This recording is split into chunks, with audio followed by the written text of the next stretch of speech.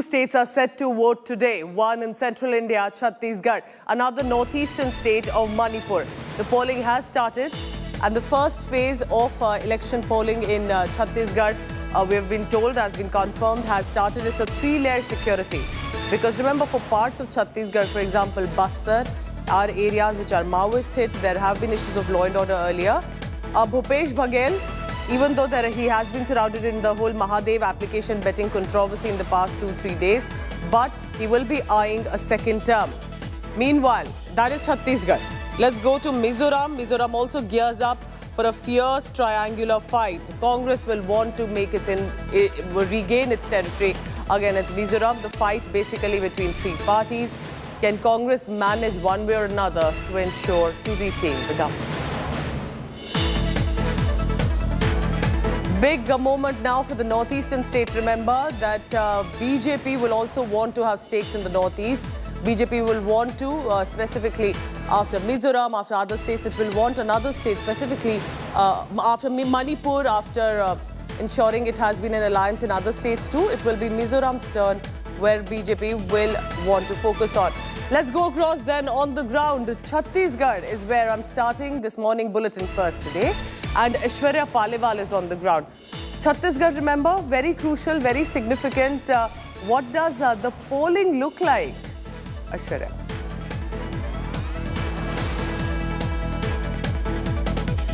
All right, so these are the visuals that you're looking at, the preparation that is on, the checks and balances being done, specifically with regard to the EVM machines. Bhupesh Baghel, remember, will want to have a second term. Congress is heavily eyeing Chhattisgarh. Apart from another election-bound state, the desert state of Rajasthan, these two states will be crucial for the Congress party to continue to be in the government. Aishwarya, so go ahead. Chhattisgarh is a very important state where the polling is. Do you see queues already or it's a slow start? It is a slow start because, Pooja, let me tell you, in Chhattisgarh, there are two timings. One is the 7 a.m. timing and the place where I am, the region where I am, the polling begins at about 8 a.m. But the preparations, let me tell you, you'll be able to see the officers sitting inside. So the preparations are on. Officers have started coming up. They have started sitting here. All the charts and everything has been laid out very clearly. This is very, very crucial for the Congress party this time, Pooja, because out of the 20 seats that are going for polls today, 17 were won by the Congress party way back in 2018. So this is a direct competition between the BJP and the Congress party. And for the Congress, winning these seats is extremely crucial. Now, if you remember, in fact, Chhattisgarh is the place from where Prime Minister Narendra Modi made that claim. And he also said that the government has now decided that they will give out free ration for the next 5 years. So a very tough battle to be fought here in the state and very crucial, at least the first phase, extremely, extremely crucial for the Congress party. Pooja. All right, so that's the first visuals on your screen right now. Remember, people, it's just started, so people are going to come in some time. Aishwarya, as I stay on with you, for Bhupesh Baghel, last few days have been very difficult, specifically with regard to the Mahadev betting application controversy, a scam that no Neta wants right when the elections are heading close, but 500 crore rupees kickback. All this, while has been rubbished immediately by the Congress and Bhupesh Baghel. But do you think these controversies may have an impact? Do you think that could be in the background? Or right now, this is today about perhaps the long-term decision that the voter, based on the performance, would have taken? Well, definitely.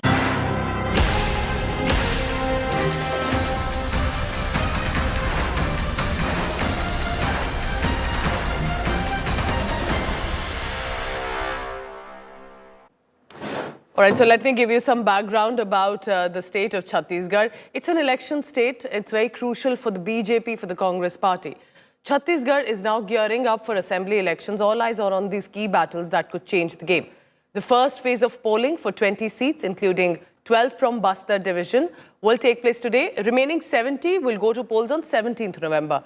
60,000 security personnel have been deployed for the smooth conduct of these elections. Meanwhile, remember, this is also a Maoist hit area, and that's why there are members of an elite anti-Naxal unit, Cobra, and women commandos who will also be deployed in different locations, for example, specifically Bastar. Drones and helicopters have also been deployed to keep a vigil on these Naxal activities. Remember, results for the elections will be announced on 3rd of December for all the assembly election states, but this is going to be an important state for the Congress and for the BJP. ये मुख्यमंत्री हैं, सट्टा जुआ अपराध यदि हो रहा है तो 1-1.5 साल से हो रहा है, कार्रवाई करते, अरेस्ट करते, गिरफ्तारी करते, कोई कार्रवाई किया नहीं, एफआईआर तक तो दर्ज नहीं किया छत्तीसगढ़ में। ईडी को क्यों आना पड़ा? पीएमएलए में, prevention of money laundering act में जब करोड़ रुपए, हजारों करोड़ का ट्रांजैक्शन दिख रहा है तो ईडी को भी आना पड़ा, ईटी को भी आना पड़ा। वीडियो जो है बीजेपी ने जारी किया है, है ना? प्रेस नोट है, ईडी ने जारी किया। तो मतलब कितना बढ़िया संबंध है, जैसे पहले कार्रवाई करते थे ईडी और प्रेस विज्ञप्ति जारी करता था रमन सिंह। तो ये तो ईडी और भाजपा की मिली भगत है, वो तो स्पष्ट हो गया है। ये कांग्रेस की पहचान है, जहां कांग्रेस होगी वही भ्रष्टाचार होगा। ये एक ही सिक्के के दो पहलू हैं। ये भूपेश बघेल की OSD, officer on special duty, क्या घर से पैसे मिले थे कि नहीं मिले थे? जेल में है कि नहीं है? 1.5 साल से जेल में है भूपेश बघेल की ओएसडी। आप बताइए 5 साल में क्या क्या हुआ? ये घोटाले पे घोटाला हुआ कि नहीं हुआ? और तो और छोड़िए, गोठान घोटाला हुआ, भक्त तरीके का घोटाला हुआ। कभी आपने सुना था कि गोबर का भी घोटाला हुआ? भूपेश बघेल ने गोबर का भी घोटाला कर दिया, गोबर का भी। All right, so that's the state of Chhattisgarh, where remember the netas of the BJP also have they have campaigned for the party, but it is going to be more important that the elections pass off smoothly in these 2 phases for the state of Chhattisgarh, given the law and order situations earlier that have also been reported in the state. Congress will want to eye the second term. Just like in Rajasthan, Chhattisgarh is where they're clearly betting all their probabilities on. They will want to retain among the few states that they have right now. Chhattisgarh is where their focus will be. But if the BJP manages to topple the Congress party in the Chhattisgarh with these elections, that's also going to be a big victory ahead of 2024. So going to Aishwarya now. Aishwarya, like I was asking you earlier as well, that there were some controversies right here about 2 days ago about the Mahadev application, for example. Do you think the Congress has been able to put out enough refusals on it? Is it something that could bother the voter right at this point? But that definitely must have played heavy in the political circles ahead of elections. Well, definitely, Pooja, and you can understand when none other than Prime Minister Narendra Modi himself from a dais in Durg in Chhattisgarh spoke about the fact that the Congress party, the Gandhis, in fact, he said that all the strings and this corruption road is now leading to the Congress party. He said that all the money is going into the Congress party's coffers. So definitely it's something that's playing on to the minds of the voters. The place where I'm standing, the booth where I'm standing, the voting will begin at 8 a.m. However, the initial planning has already started. So people have started coming in. They are waiting for, all the booths to open by about 8 a.m. This at the moment is the scene here in Jagdalpur, and this has been the bastion, this is Bastar. This has been the bastion of the Congress party, Pooja. And out of the 20 seats that are going for polls today, 17 were won by the Congress party in 2018. So for the Congress, this definitely is a do or die, because according to them, this is their place. And all the other allegations that have been put out by the Prime Minister, we also saw how Home Minister Amit Shah had also taken a pot shot at the Chief Minister, saying he's one of the most corrupt Chief Ministers that the country has seen. So all those things will definitely be playing out, and in about 45 minutes from now, in the school where I'm standing, polling will begin, and Pooja, the initial preparations are full on. You're in Jagdalpur, Aishwarya. Do tell us about the areas outside. Is it a bustling town, villages? Is there a heavy deployment around you? Because Chhattisgarh, even though not the main cities like Raipur, for example, but there have been other Maoist Naxal violence infested areas too. So Chhattisgarh will be on the edge compared to other states that are going to election this season. Pooja, 60,000 security personnel has been deployed across the state. So you can very well imagine, how authorities are on the toes. They are making sure that everything goes as per plan. So all those things need to be taken care of. And we speak about, the people coming out and voting. In the year 2018, we did see that the voting percentage was close to 68%. So this is a state where people do step out and they do vote in large numbers. Security, obviously, Pooja, is on the minds of both, the people who are sitting inside, and also from what we understand, there's heavy police deployment, especially in this area, in the Bastar area. Across the state, if we speak about it, then there are close to 60,000 security personnel who have been deployed, making sure that everything is top notch, and also making sure that nothing untoward takes place. At the moment, we'll show you some of the visuals, not going inside the booth, but just showing you the kind of preparations, Pooja, that are now taking place. The documentation is being checked, and in about 45 minutes from now, this is where, the polling will begin. Pooja. All right, so Aishwarya Paliwal giving us the first visuals coming in from Chhattisgarh, a very crucial state for the BJP, for the Congress party. Will the Congress get a rerun, or will the BJP make inroads? Thank you so much. It's start of the day, Aishwarya, and I'll continue to come to you in the next few hours as well. From Chhattisgarh, let me now take you from central India to the northeastern state of Mizoram. Mizoram is also set to witness the race for power between three parties, basically. One, of course, importantly here in Mizoram are the regional parties. Mizo National Front, Zoram People's Movement, and then there is the Congress party that wants to ensure, even with one of these parties, it will continue to be in the government. Out of Mizoram's 1,276 voting centers, 149 are remote polling stations. The ruling Mizo National Front, the main opposition party, Zoram People's Movement, and Congress each have fielded candidates for all the 40 seats. So the seats may be fewer than other states, but the state is as crucial for all of these parties, specifically for the Congress party. BJP and Aam Aadmi Party have also fielded 23 and 4 candidates. AAP has also entered into the fray here, in addition to 27 independents already. But security has been tightened. Mizoram borders, remember, have been sealed for now. With regard to law and order situation.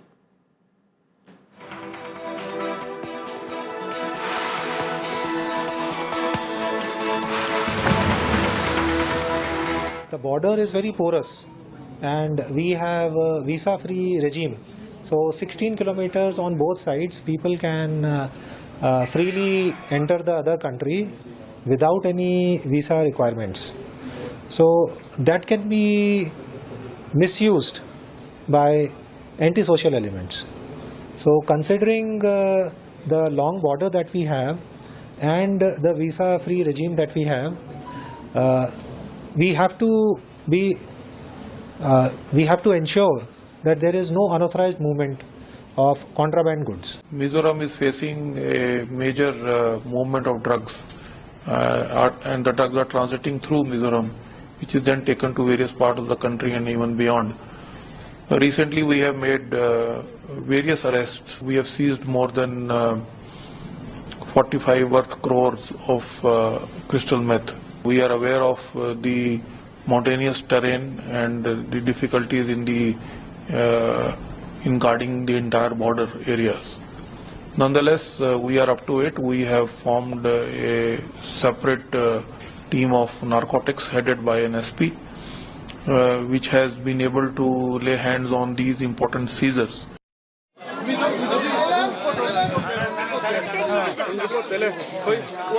Silent, please. Keep silence.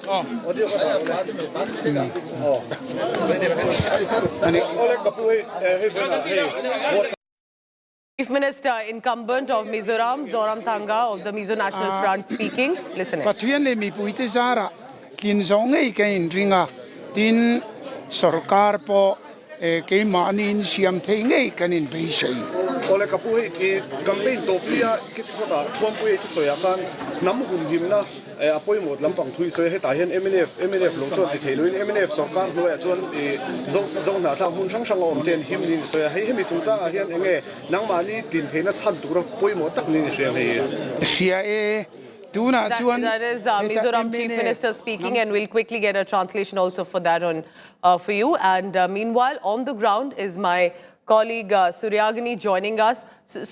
And And Suryagini, I find it very interesting, and that's a good example to set that the incumbent Chief Minister himself, Zoram, who's right there on the ground, one of the first to be coming in to cast his vote. And when a senior leader, whether of a party or of the state like this, as a Chief Minister comes, it is a reflection of encouraging more people to come in. But remember, it will be as much about the BJP that will want, like it has done in the past, any sort of alliances, specifically after elections, but it will be as crucial for the Congress party. So this is going to be very important, remember this time, that while the Mizo National Front won the assembly elections previously, but will it be able to make a return, and will it need an alliance this time as well? That remains to be seen, but for now, 40 seats for the northeastern state of Mizoram, and while, as I said, seats may not be as much as that of Chhattisgarh today, but the state holds a lot of significance for each party, the regional parties, and as much as for the Bharatiya Janata Party or the Congress. They may not be eyeing these election victory alone. They will need the support of these regional parties in Mizoram. So remember, while the Mizo National Front, whose party leader, Zoram, who's the Chief Minister you're looking at, has been able to win this election for the past 5 years, with alliance, of course, but for now, it will be crucial whether the Congress party can also make inroads, just like they will want, again, in Chhattisgarh and Rajasthan. But it has been the BJP that has managed for now to be able to make inroads majorly into the northeastern state. These are the first visuals of the Mizoram Chief Minister who's cast his vote.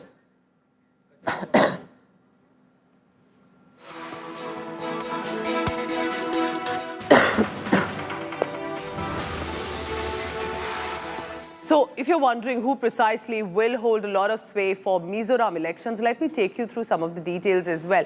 On top, of course, is the Chief Minister himself. Zoram from Aizawl East is the incumbent Chief Minister of the Mizo National Front. Has he been able to take enough decisions that the party by in itself will be able to return to the government, or will it be other regional parties?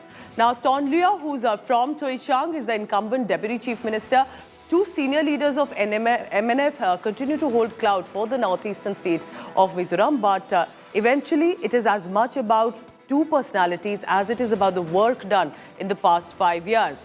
Vanlal Moka, who's the state chief of the Bharatiya Janata Party from Dampa, BJP, whether in alliance, and most likely only in alliance, remember, BJP may not be able to make complete inroads, but like it did in the past 5 years, it will want to ensure at least have some sway with one of the parties to be able to be in government. Lal Sorta, Aizawl West, state chief of the Congress party. Congress has held importance in Mizoram. It has been in the government previously too in alliance, and this time, whether it can have that permutation combination, of course, we'll see after the elections.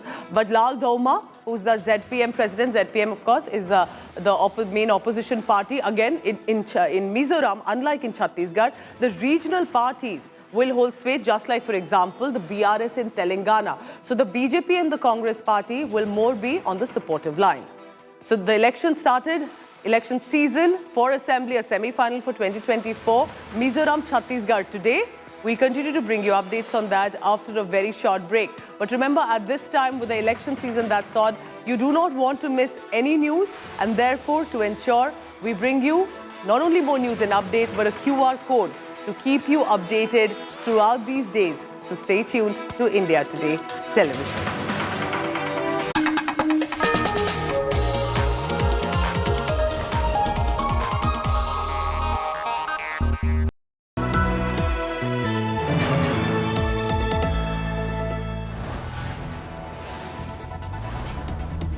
You are watching India Today, powered by Finest, Be Sustainable Change, a B&P Group company. Get ready for an immersive journey into the heart of news, politics and insights that matter. Join India Today now on WhatsApp with the #1 election team as we gear up for the upcoming assembly elections. Scan the QR code. Join India Today now on WhatsApp. Follow these steps. Open WhatsApp on your phone. Check for a new updates tab. Select Find Channel and type India Today. After finding the channel, tap the Follow button.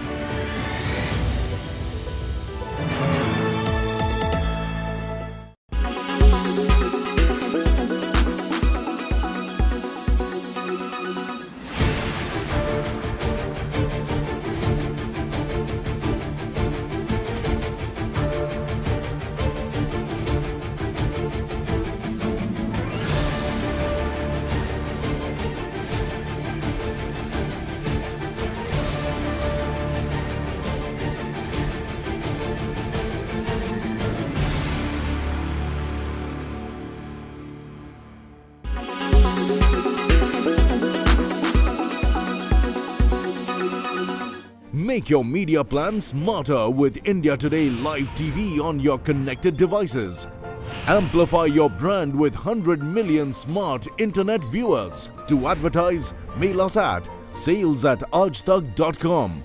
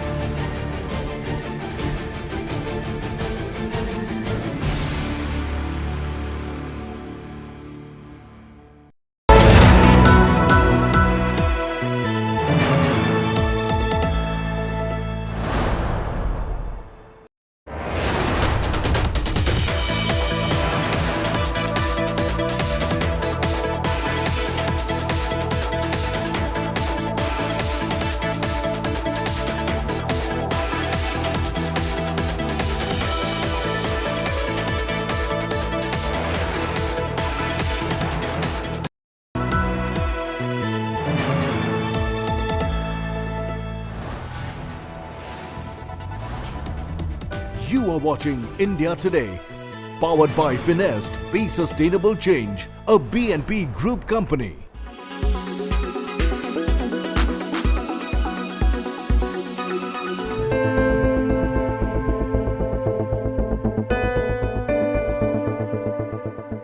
Feeling burnt out? Do you feel as if your work hours are seeping into your personal hours? Well, you're not alone. Work-related stress is often something that people around the world experience. But is mental wellness at workplaces given the necessary space it deserves? A study conducted by GI Group India says that 57% of the corporate workers in major Indian cities feel that while workplaces may not cause mental health issues, they can certainly aggravate them.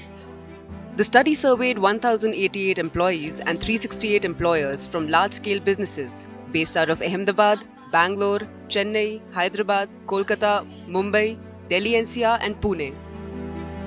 The study suggests that today's corporate work culture is such that it is bound to aggravate your mental pressures. One of the prime reasons behind this is an erratic work schedule.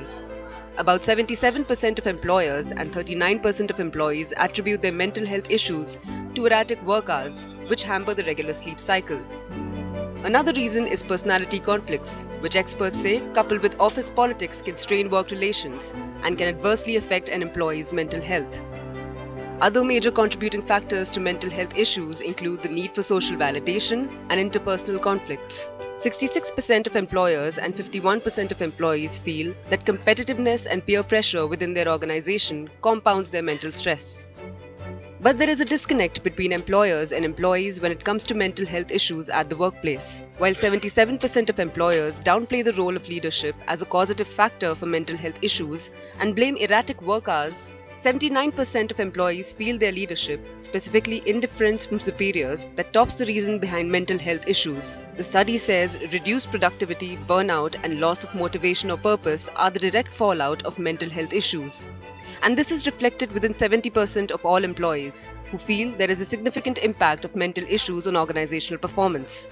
But what are organizations doing to create a support system for those affected by mental health issues? While 14% of organizations have policies to assist with mental health issues, 54% have no formal setup to deal with mental wellness concerns. When it comes to awareness on mental health, Delhi NCR fares at the bottom end with a 50% score. Experts say that mental health has pervaded public discourse, but it still remains a challenge, especially in the workplace.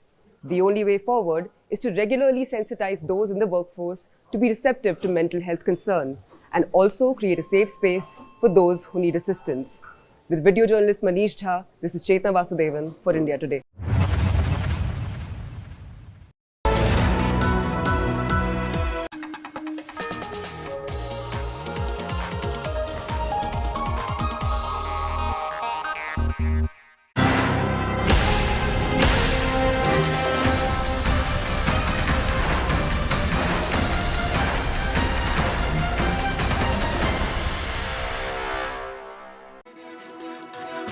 All right, so it's the northeastern state of Mizoram that is very crucial, as much for the BJP and the Congress, but for the regional parties, ZPM and the MNF. And this time, therefore, it will be very important as this triangular contest continues. The polling has already started, and we'll continue to get you updates on what Mizoram is looking like right now. Remember, for now, the Chief Minister incumbent, Zoram already there on the ground. Very interesting. One of the first to actually be able to vote, thereby encouraging and inspiring others as well. But it is also, remember, while he's an experienced politician, he's been a chief minister 3 times at least previously, the ones against him also are as experienced, the previous chief ministers from the ZPM. Now, the Mizo National Front and Zoram People's Movement will be very crucial in this election. Out of Mizoram's 1,276 voting centres, 149 are remote polling stations. Apart from that, let's talk about the parties. Ruling Mizo Front and also the main opposition party, the Zoram People's Movement, will hold the most crucial sway. The Congress have also fielded the candidates and the BJP also in the seats, in 40 seats in total in Mizoram. While Congress has fielded on all 40, BJP has fielded on 23. Aam Aadmi Party also has jumped in on 4 seats. In addition to, there are already 27 independents in this. That means that the BJP will most likely and the Congress party may want an alliance if they do not win many seats but want to be in the government. Security has been tightened in the state. Mizoram's borders have been sealed as well ahead of elections to ensure smooth functioning of these polls. The problem in Myanmar and then refugees and problem from Manipur and from Bangladesh, and here it will be a big plus factor for my party, the MNF, because these people, whether they are from Burma, from Manipur or from Bangladesh, they all have faith if the MNF form the government here in Aijo, and therefore in order to comfort them, in order to give them shelter, in order to give them food and shelter. So it needs MNF government here. That would be one of the biggest plus points in my coming election. Well, I have a full confidence that we will be able to form the government with an absolute majority. So just to give you a little background about the northeastern state, of what does it really look like and how was it previously in the past 5 years when the elections had happened. Remember, this is one state, all the 5 election states where the regional parties are heavier. 27 seats of the Mizo National Front, only 1 went to the BJP.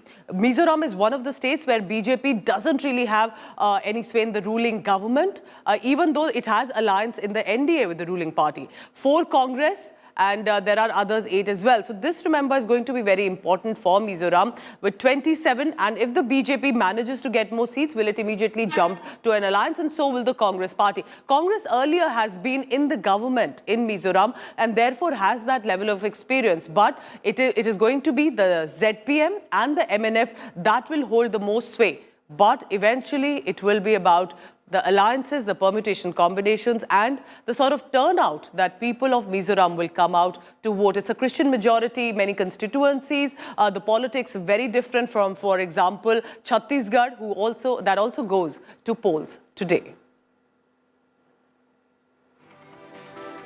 All right, so you're looking at the visuals coming in from different polling centers in Mizoram. Look closely. And while there is, you can see heavy security and a slow start comparatively. But Zoram, who's the chief minister incumbent himself, one of the first to be coming in. And while expressing confidence, remember, as a chief minister, he's also maintained that it will not be a hung assembly, because that is what his opponents were saying, that it will be a hung assembly, that they will depend on other parties. For now, complete confidence for the Mizo National Front. And he said, we have not yet approached the BJP also. Neither have they. In centre, we are with the NDA, but we are not with the BJP. Remember, for now, just to give you a background, Mizo National Front and Bharatiya Janata Party are in NDA. But in Mizoram, they are not together, at least till the elections get over.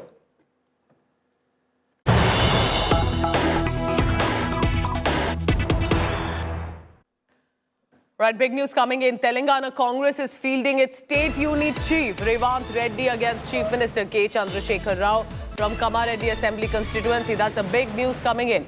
Revant Reddy is one of the big faces for the Congress party.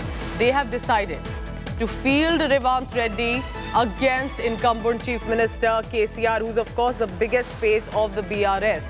This is the second seat on which Reddy, who's the sitting member of parliament from Malkangiri parliamentary constituency, will be contesting now. So that's a big moment. The Congress knows that it has important stake in the Telangana elections and to field one of its senior most faces. And that means going to be the biggest fight for the state of Telangana. KCR, BRS party will want to, of course, retain the position in the government in Telangana. Congress, desperate to make inroads, and after Karnataka's victory, will want Telangana too. But of course, watching this very closely will be the Bharatiya Janata Party. That is as desperate to have inroads into the southern states. Listen in to what Revant Reddy said. Congress party जीतने वाले तेलंगाना में Congress party जीतने वाले, सरकार बनाने वाले, गरीब लोगों को मदद करने के लिए लोग आप देखे नॉमिनेशन में कितने लोग हैं। ऐसा कालेश्वरम कोलैप्स हो गए, वैसे ही केसीआर की सरकार और केसीआर के परिवार कोलैप्स होने वाले हैं। मोदी जी जितना भी मदद करके उनको बचाने के लिए कोशिश कर रहे हैं, वो नाकामयाब हो जाए। So for Telangana, then this is a big moment. Power star and Janasena chief Pawan Kalyan, meanwhile, is the star power with the BJP. Prime Minister Modi shared the stage with Pawan Kalyan, who's a very well-known face in the film circles. He's also now a Neta. And also apart from that, it will be about the backward caste Atma Gaurav meeting in Hyderabad. The superstar tied up with the BJP for the Telangana elections. Even though, remember, his party is already there in Andhra Pradesh. But in Telangana, it's more of a star power push. But could he power BJP into a southern state election victory? Take a look at this report.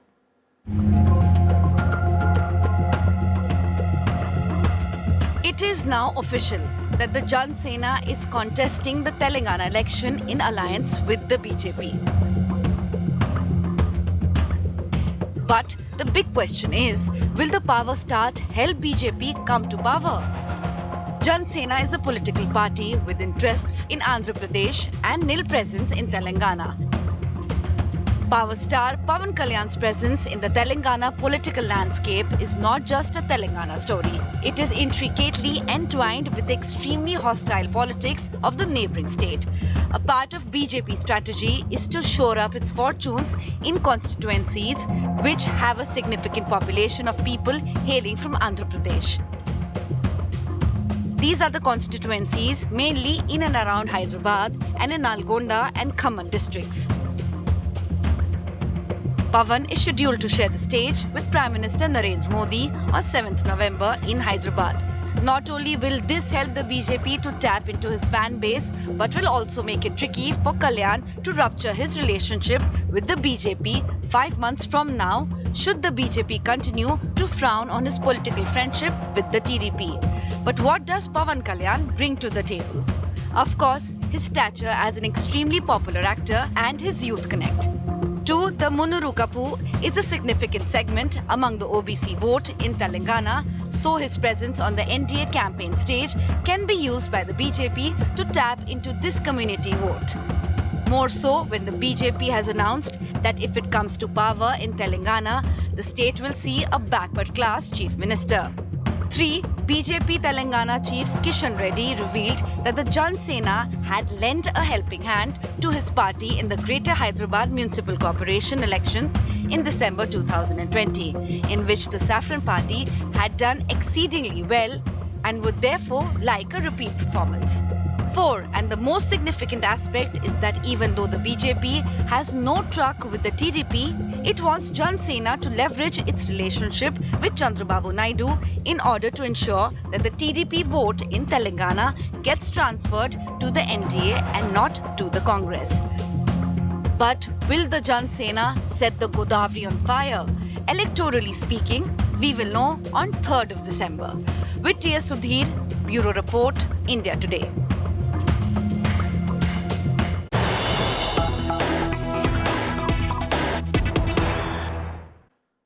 All right, we have a breaking news coming in from election-bound Chhattisgarh. And remember, because there is a tightened security for a reason, amid the Naxal-infested areas, a CRPF Cobra Battalion soldier has received injuries. There's been an IED blast in the Tondamarka area in Sukma. Sukma is also one of the locations where there has been a law and order situation with regard to Maoist areas. The soldier was deployed on election duty.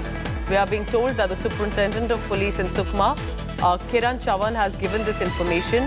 So there has been, like I was mentioning earlier, a security scare with an IED blast by the Naxalites that is being reported from the Tondamarka area.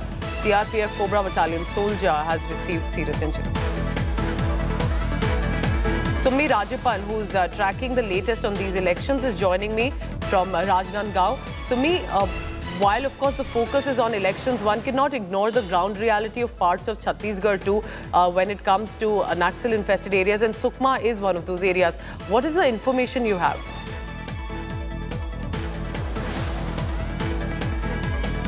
Yes, absolutely. As anticipated, Sukma, Dantewada, Bijapur and Narayanpur, these 4 districts are the most worst affected Naxal areas in Chhattisgarh. And in fact, the Naxals have been concentrated there, and which is why the first incident of an IED blast is coming from Sukma. In fact, in the Tondamarka area where the IED blast took place, the official, as you correctly pointed out, was deployed in the election duty. And in fact, he has been rushed to the near district hospital.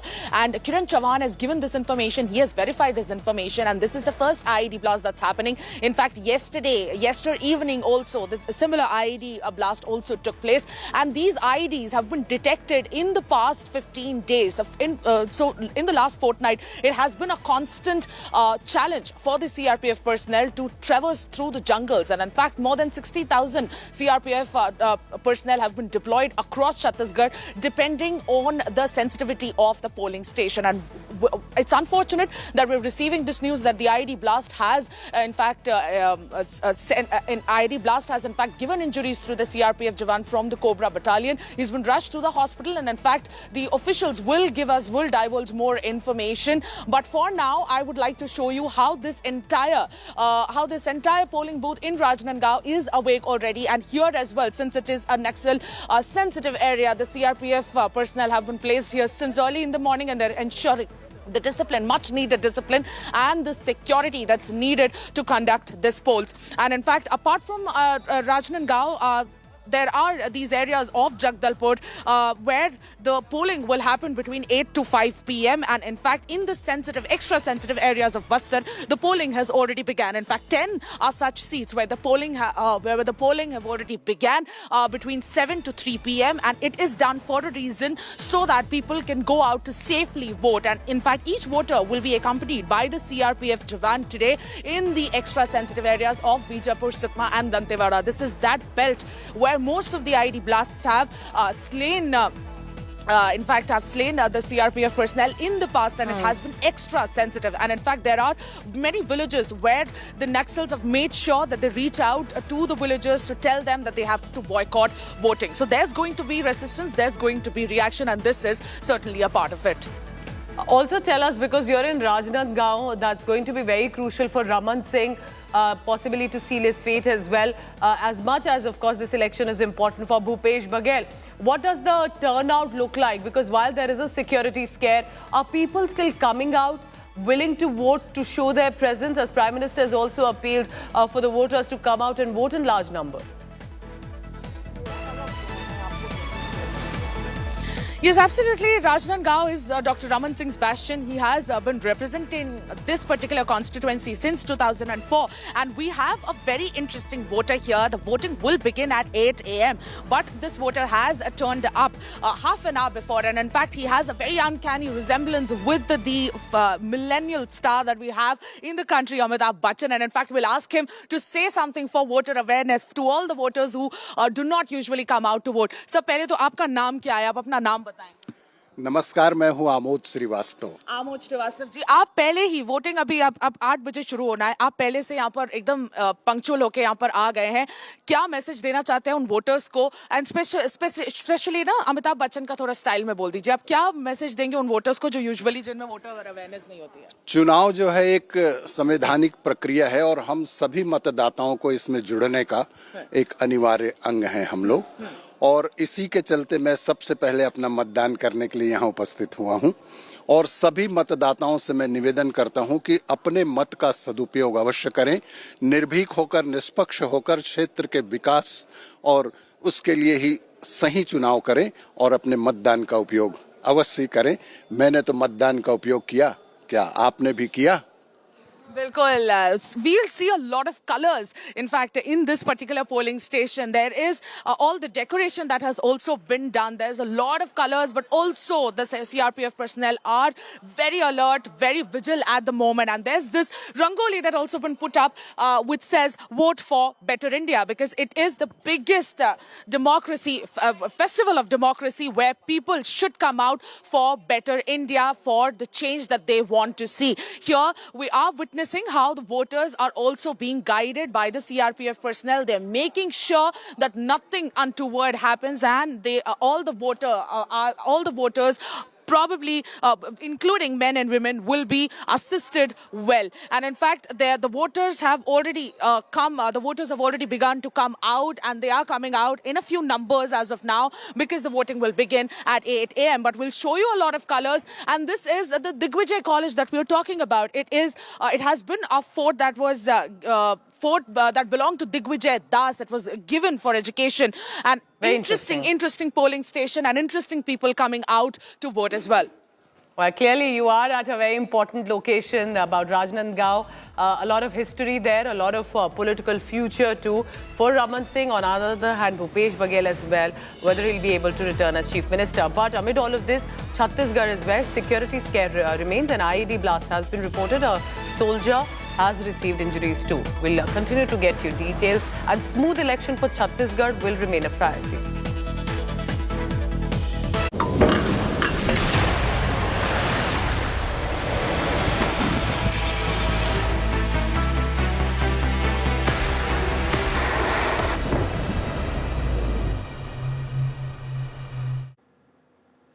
Let me now bring you some international news. It's been a month since Israel witnessed one of the worst terror attacks since Holocaust, when Hamas terrorists literally invaded into the territory and killed not just members of the Jewish community, but other ethnicities and nationalities too, killing over 1,400 innocent people and taking many children and young women hostage. But at a time like that, when the retaliation is on by Israel and also wanting to get their hostages back, there is on the Gaza Strip a lot of also innocent civilians losing their life, as much as Hamas commanders getting exterminated. Here are details.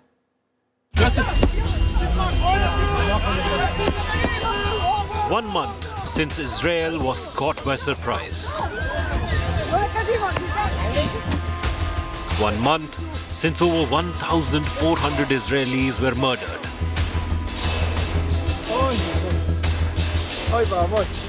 1 month since Hamas terrorists brought the Jewish state to its knees.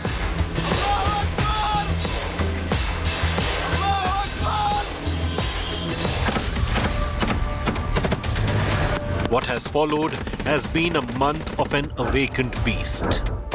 A grieving but galvanized Israel has been on an uninterrupted campaign of retribution, pounding Hamas strongholds in the Gaza Strip mercilessly.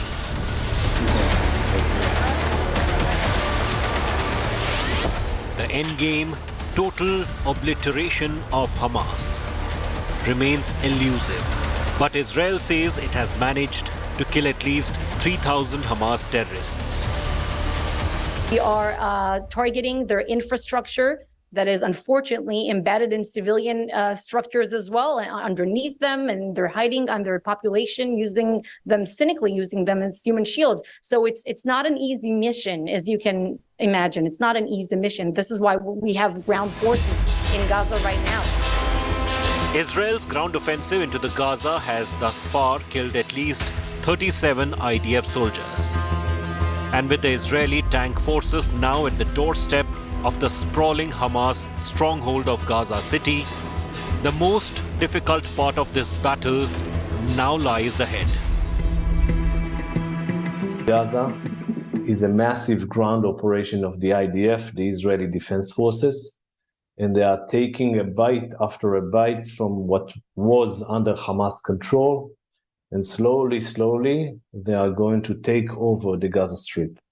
I don't know yet what will happen after that, but I'm sure that Gaza City will fall very soon to the hands of the IDF. Most believed that Israel would be able to wrap up its Hamas hunt in a month.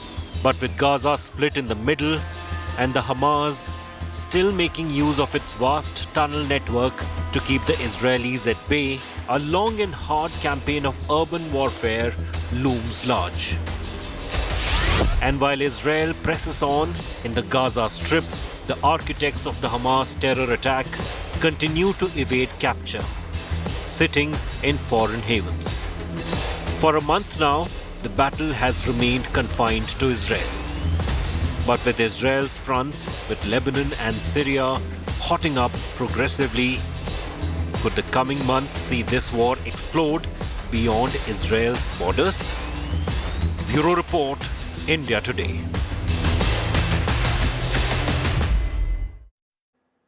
All right, so stay tuned as we continue to get you details, not just about Israel-Hamas conflict, but more importantly, with the election season that kickstarts today. As I wrap up this bulletin, I also want to tell you about how you can stay updated with the election season.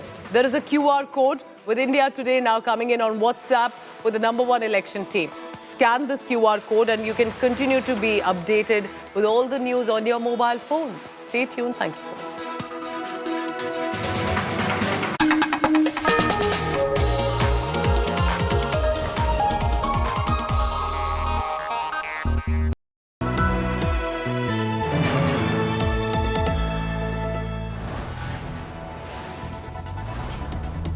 You are watching India Today, powered by Finest, Be Sustainable Change, a B&P Group company.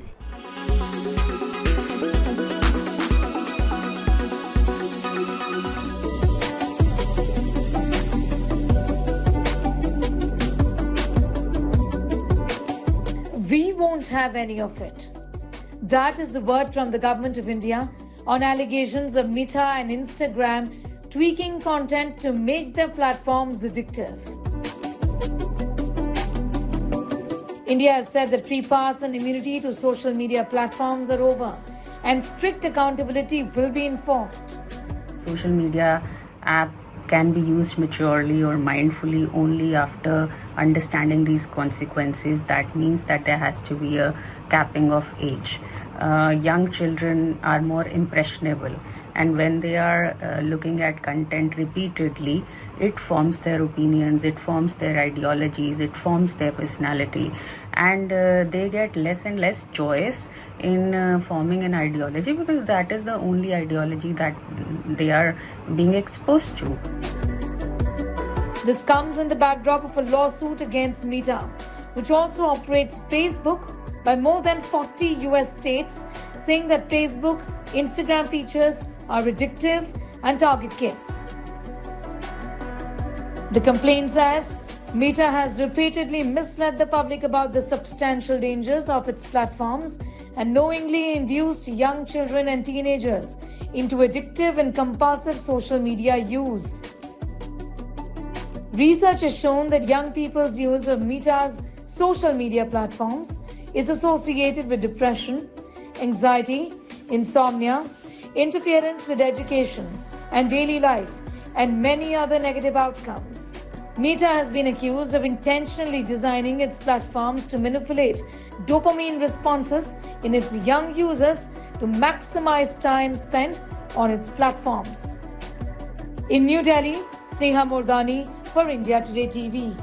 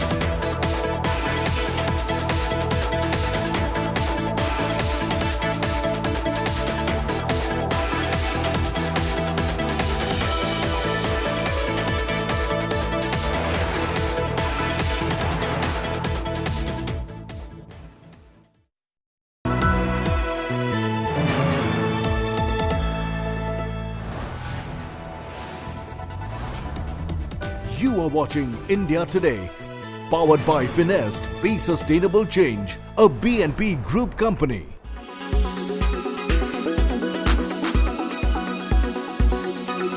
What really should be your alternatives to white refined sugar, which clearly is something that you must avoid? Let's talk about what you can use instead of this white sugar. Number one, organic brown sugar. Organic, then all the very better, because this is extremely healthy. Now what it does essentially is that this is processed, but it is made in the most natural way to retain most of sugarcane's nutrition, and that's the reason why this should be an alternative. Coconut or palm sugar, again extremely healthy sources of sugar, which are alternatives as well, extracted from the flower buds of the coconut palm tree. The sugar has a mild caramel taste and can be used in a number of ways in your delicacies, also for daily consumption. Date sugar, extremely nutritious natural sweetener. Date sugar can be a great addition to your diet. This also is a good alternative. Jaggery or gur, as we know, it has got a world of benefits in terms of what it does to your body. Essentially, a lot of people have spoken about the fact that during pollution, you should be consuming a lot of gur. It's a great alternative to sugar. Also, the fact that it is rich in iron is really an added benefit and added advantage. Raw or unprocessed honey. This too is a great alternative. You can use it in various forms, like you use white refined sugar. It tastes extremely good as well.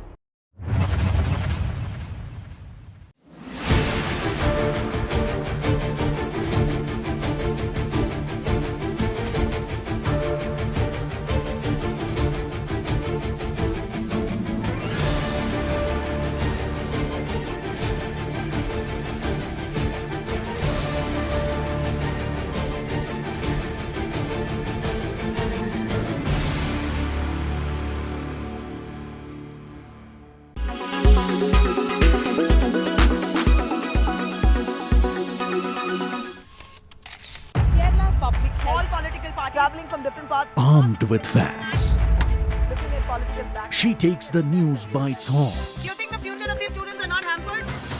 Fierce, bold and direct, setting the tone for the biggest stories. From every corner and every angle. Expect nothing but the unfiltered truth. News first, niceties later. Watch me, Nabila Jamal, on India Today.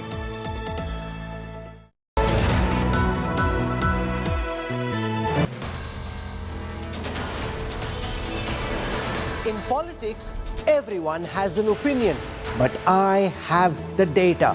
Whose stock is rising? Whose graph is falling? Track India's political stock exchange. Unmatched, unmissable data analytics. The only show on news TV where numbers do the talking. India's most credible poll tracker. the political stock exchange with Rahul Kanwal only on India Today. So sorry.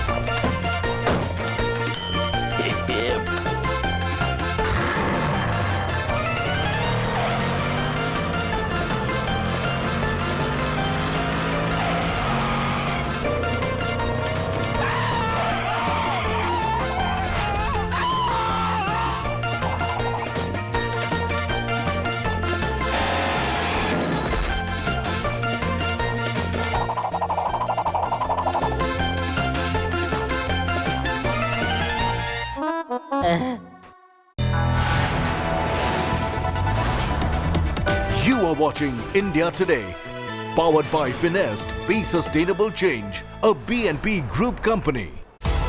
Tira for every you. The bold look of Kohler. Uppercase never ordinary.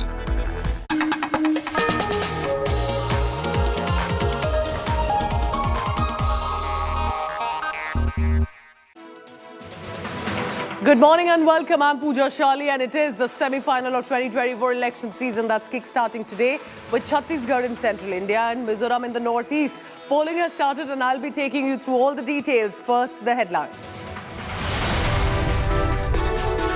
Mizoram gears up for a fierce triangular fight. Crucial battle between MNF, which is the ruling party for now, main opposition ZPM, and the Congress. Congress aims to regain lost bastion. Stakes high also for the BJP in northeast. Big 2024 semi-final. Phase 1 of election voting in Chhattisgarh. 3-layer security for Maoist hit Bastar. Chief Minister Bhupesh Baghel will eye the second term.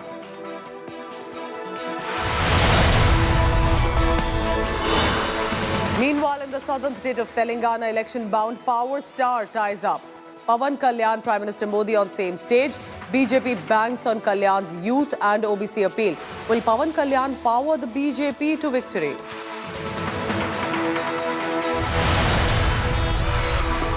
Meanwhile, Delhi NCR continues to be in hazardous category, choking to breathe for the 5th day in a row, but while the AQI has marginally dipped to 400, but still in severe. In international news, war is raging for 1 month and counting. Israel says Gaza city split into 2. Gaza areas have been reduced to ghost town.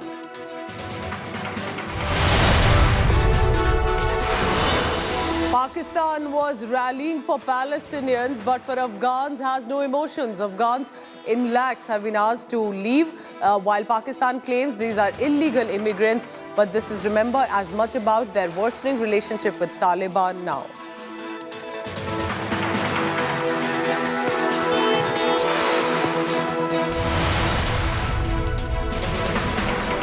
Co-presented by Aapka Joy, Bharat Ka Joy, Joy E-Bike.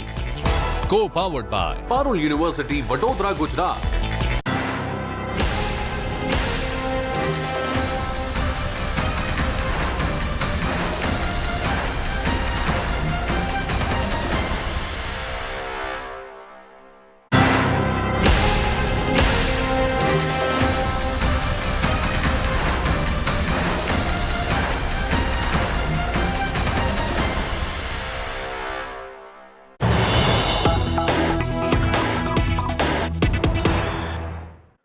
As polling started in the northeastern state of Manipur, Chief Minister, incumbent of the state, John Thanga, was one of the first to come and cast his vote, but was unable to. His vote got delayed because of a technical snag. Mizoram Chief Minister will vote after visiting the constituency. He was one of the first to come and inspire others to vote, but there was a technical snag. He could not cast his vote. And he says that, and I'm quoting here, he said that because there was a technical snag that was reported with the machine that was not working. And we hope that perhaps this does not continue for the rest of the day, because Mizoram will be very crucial. For now, he will visit his constituency and then return for the vote to be cast. But at least remember, for the Chief Minister incumbent to be one of the first to arrive, also sending out a good message to voters irrespective of their ideologies. Today you will not vote. So why? So what were? Because the machine was not working. I was waiting for some time. But since the machine could not work, I said that I will visit my constituency and I will vote after the morning meal.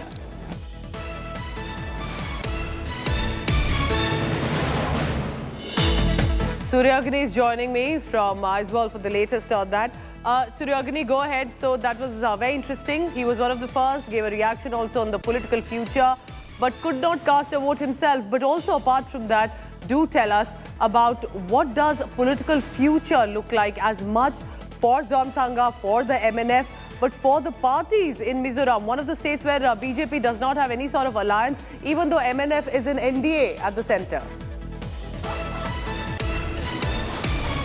Well, that's the question and that's the answer, Pooja, that MNF just a while back, Zoram, he mentioned that they are at the center, they are with the NDA, but over here they are not with the BJP.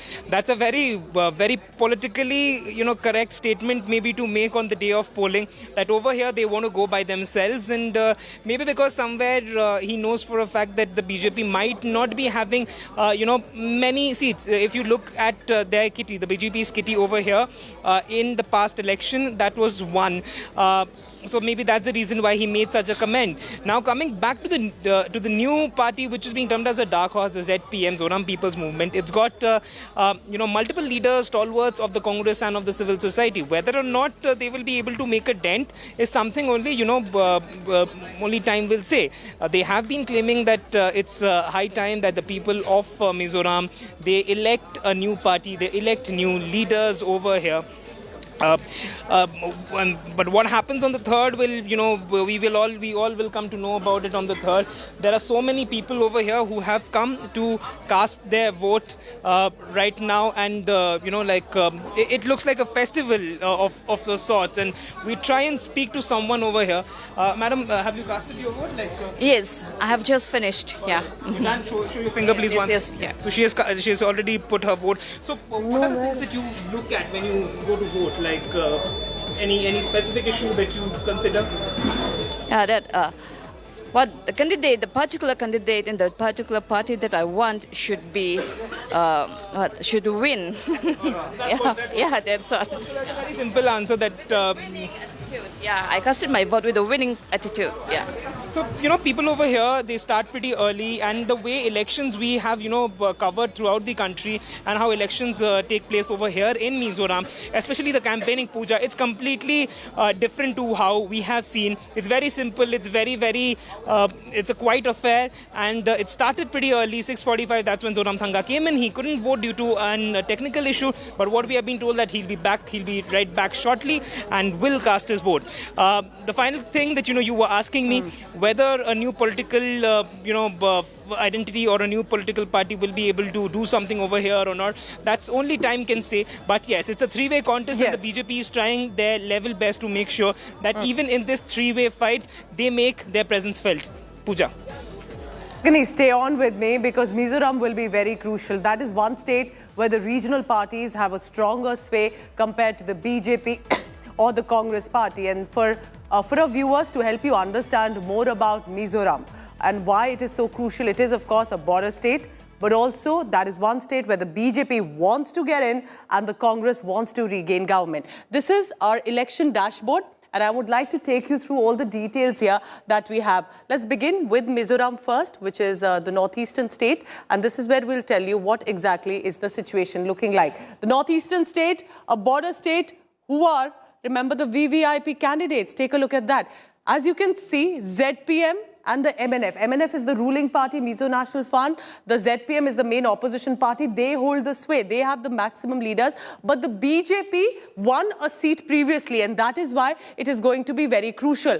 There are, of course, the Congress also that has been in alliance earlier in the government in Mizoram, and that's why with Rajasthan and Chhattisgarh, it will want to have the hold in the northeastern state. But could the BJP, which has MNF in alliance in the centre, not in Mizoram, would also wait and watch cautiously which party gets the seats this time. And just to look at the seats for the background, just to tell you about 2018, how the northeastern state of Mizoram was. Out of 40 seats in the northeastern state, the Mizo National Front got the maximum 27.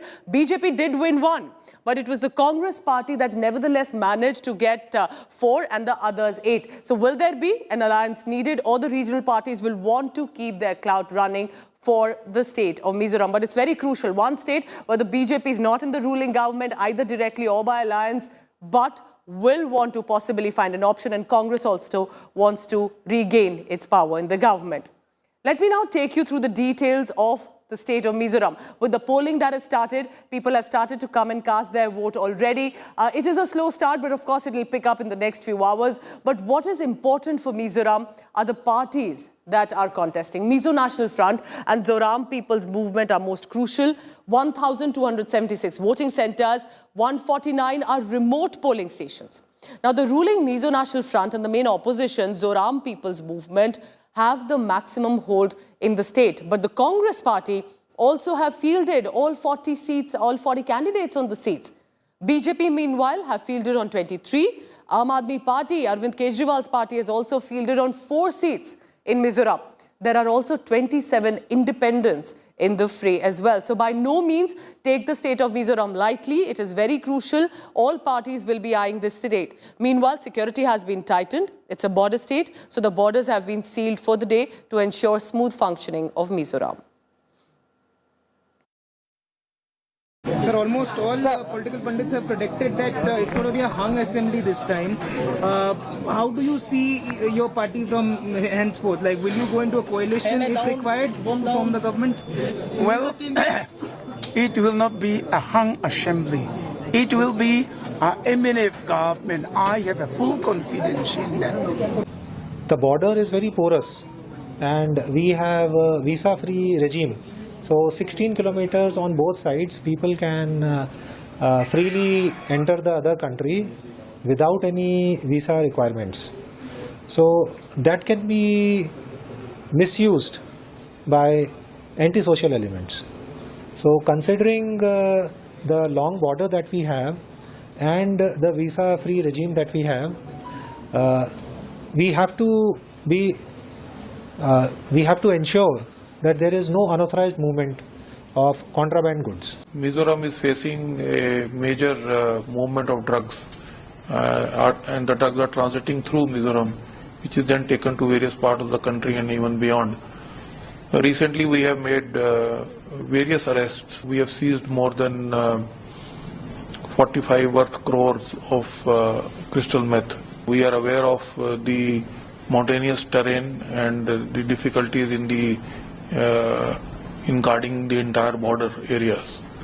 Nonetheless, we are up to it. We have formed a separate team of narcotics headed by an SP, which has been able to lay hands on these important seizures. So let me give you a little more background to help you understand why Mizoram is so crucial. In Mizoram, it was the Mizo National Front that got 38% vote share. It did get the highest one. It is the ruling party in the government, even though it is in alliance with the National Democratic Alliance, NDA, and that means the BJP at the center, but not in Mizoram. And Congress got 30%. So Congress definitely has a strong clout in the northeastern state. It has been in alliance with the government earlier as well. But 18% went to the BJP, which means slowly and steadily, BJP has made inroads into Mizoram too. Others, including the ZPM and other parties, have also made those details for you. And now going on the ground right now. So these are the details coming in about more votes that are coming in. I'm told this is Mizoram governor. That's right. We can see who's casting his vote. And that's very crucial, remember, that for every citizen to come forth and early in the morning to set an example. This is as well in Mizoram, where the governor of Mizoram has cast his vote. Now, the Chief Minister was in fact one of the first to come, but sadly could not vote right away. There was a technical snag in the voting machine. So he's decided to go ahead, have a morning meeting with his party leaders, and then he will return to cast the vote. Remember, these are the days that we're thankful for a democracy where people, irrespective of their ideologies, differences, get to exercise the biggest option that they have, which is to choose their leader who runs whether their country, whether their state, their local areas. And the state elections are always more crucial because that directly will concern the resident of that state. Mizoram also has been long inflicted, remember, with the conflict issues. It is a border state. There are law and order issues too. But it's also a state that has seen massive development. Areas, Christian majority constituencies, very interesting politics of the state, but also it has seen the progress, but a lot more needs to be done. And that's why the leadership that is being chosen by the people today in Mizoram. Mountainous terrains, there are about 149 remote polling stations. So all sorts of arrangements that have been made.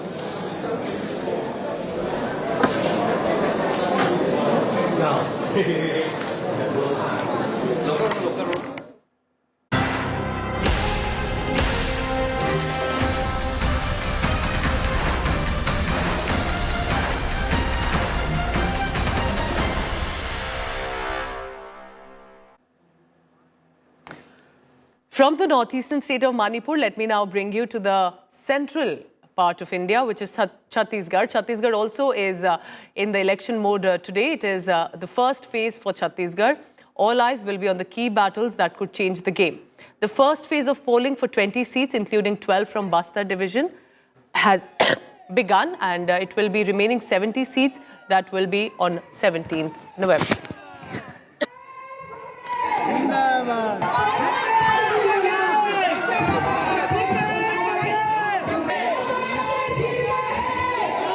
In Sukma, for example, because there are Naxalite-infested areas, there are reports of one Jawan of the CRPF's Cobra battalion being injured in an IED blast triggered by Naxals in the Tondmarka area.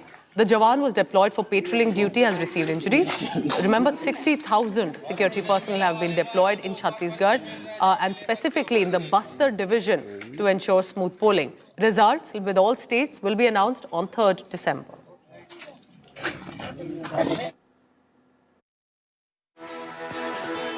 देखिए, पूरे प्रदेश के लगभग 20 विधानसभा में लोकतंत्र का महापर्व चल रहा है और लगातार सुबह से ये संख्या जो आई हुई है वो इस बात को साबित करता है कि छत्तीसगढ़ पे कांग्रेस की सरकार को यहाँ से हटाए और विकास की गंगा बहाए। जिस उद्देश्य के साथ में छत्तीसगढ़ को बनाया गया था उन उद्देश्यों की पूर्ति नहीं हो पा रही है। कांग्रेस ने लगातार भ्रष्टाचार के एक नए आयाम स्थापित किए हैं। इस बार लोग घर से निकल करके कांग्रेस को हटाना चाहते हैं। भूपेश जी मुख्यमंत्री हैं, सट्टा जुआ अपराध यदि हो रहा है तो 1-1.5 साल से हो रहा है। कार्रवाई करते, अरेस्ट करते, गिरफ्तारी करते, कोई कार्रवाई किया नहीं। FIR तक तो दर्ज नहीं किया छत्तीसगढ़ में। ईडी को क्यों आना पड़ा? PMLA में, prevention of money laundering act में जब करोड़ों रुपये, हजारों करोड़ का ट्रांजैक्शन दिख रहा है तो ईडी को भी आना पड़ा, ईडी को भी आना पड़ा। वीडियो जो है बीजेपी ने जारी किया है, है ना? प्रेस नोट है, ईडी ने जारी किया। तो मतलब कितना बढ़िया संबंध है। जैसे पहले कार्रवाई करते थे ईडी और प्रेस विज्ञप्ति जारी करता था रमन सिंह। तो ये तो ईडी और भाजपा की मिली भगत है, वो तो स्पष्ट हो गया है। ये कांग्रेस की पहचान है। जहां कांग्रेस होगी वही भ्रष्टाचार होगा। ये एक ही सिक्के के दो पहलू हैं। ये भूपेश बघेल की OSD officer on special duty के घर से पैसे मिले थे कि नहीं मिले थे? जेल में है कि नहीं है? 1.5 साल से जेल में है भूपेश बघेल की OSD। आप बताइए 5 साल में क्या क्या हुआ ये घोटाले पे घोटाला हुआ कि नहीं हुआ? और तो और छोड़िए, गोठान घोटाला हुआ, सब तरीके का घोटाला हुआ। कभी आपने सुना था कि गोबर का भी घोटाला हुआ? भूपेश बघेल ने गोबर का भी घोटाला कर दिया, गोबर का भी। All right, so let me now go on the ground in Chhattisgarh, and Aishwarya Paliwal is now joining me. Aishwarya, where are you right now? What is the buzz around? Are people coming in? Because I know in areas which are not cities and towns, they are the ones who specifically come. If they are villagers, they'll be the first to arrive early morning, all dressed up to exercise their vote. What does it look like in the location that you're at? Well, Pooja, the place where I'm standing, you rightly pointed out that we have seen how, in areas which are rural areas, and it's also something that the Election Commission, in fact, has been speaking about, that there's a fatigue when we speak about the urban areas. The queues, Pooja, here pretty long. The women voters have turned up in large numbers, and it actually is the woman voter which both the parties now want should be in their kitty. We speak about the security personnel. You'll be able to see that this very heavy deployment, because this entire Bastar region, is extremely sensitive, Pooja, when we speak about the kind of incidents that are taking place. In the past 24 hours, there have been small instances which have been taking places. There have been certain blasts. One person has also lost his life. So keeping all these things in mind, in this area, in this polling booth station, there are close to 10 to 15 security personnel who have been deployed here. This is the district is Bastar, the place where I am standing. The voting has already begun. And from what we are understanding, we will see that the voting percentage, historically too, Pooja, we have seen the state on an average, the voting percentage is close to 70, which is pretty good. So both the parties are now banking on the fact that people will come out and vote. One of the major things in this issue has been corruption, at least from the BJP side. It was Prime Minister Narendra Modi, then Home Minister Amit Shah, then the BJP President JP Nadda, all of them harping on the fact that this is one of the most corrupt governments that the state has ever seen. But we have the Congress party on the other side, which has now doled out and said that they will make sure that there is Kisan Karza Maafi. So that too is a big issue in the state this time. We'll have to wait and watch, who will win the state. The result will be out on 3rd of December. But at the moment, polling taking place, and in large numbers, people, Pooja, have already turned out here in Bastar. All of them all set to exercise their right to vote. Pooja. Right, so only 20 seats for now, but remember, many more seats specifically in the second phase. Chhattisgarh, very crucial, as much as Mizoram, for different reasons for all parties. And that's why we'll continue with this telecast. Aishwarya Paliwal is on the ground, and so is Suryagani in Mizoram, and all other colleagues. And slowly and steadily, we'll go across to them in the next few hours. Thank you so much, Aishwarya. A long day for you to get us what exactly this day, very crucial for a democracy, really, where people decide who will govern them. I'm heading into a very short break. I'm wrapping up this bulletin, but to ensure that you are tuned in to all the election news, it is the election season, the semi-final to 2024. We've found a way to come to you directly. Join India Today now on WhatsApp. #1 election team gets you this detailed information with the QR code that you can scan, and always stay updated with election news. Thank you for watching.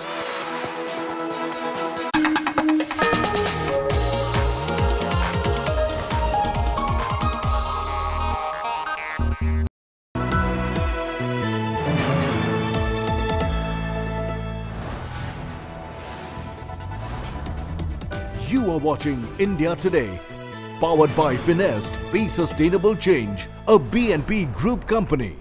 Get ready for an immersive journey into the heart of news, politics, and insights that matter. Join India Today now on WhatsApp with the #1 election team as we gear up for the upcoming assembly elections. Do scan the QR code. Join India Today now on WhatsApp. Follow these steps. Open WhatsApp on your phone. Check for a new updates tab. Select Find Channel and type India Today. After finding the channel, tap the Follow button.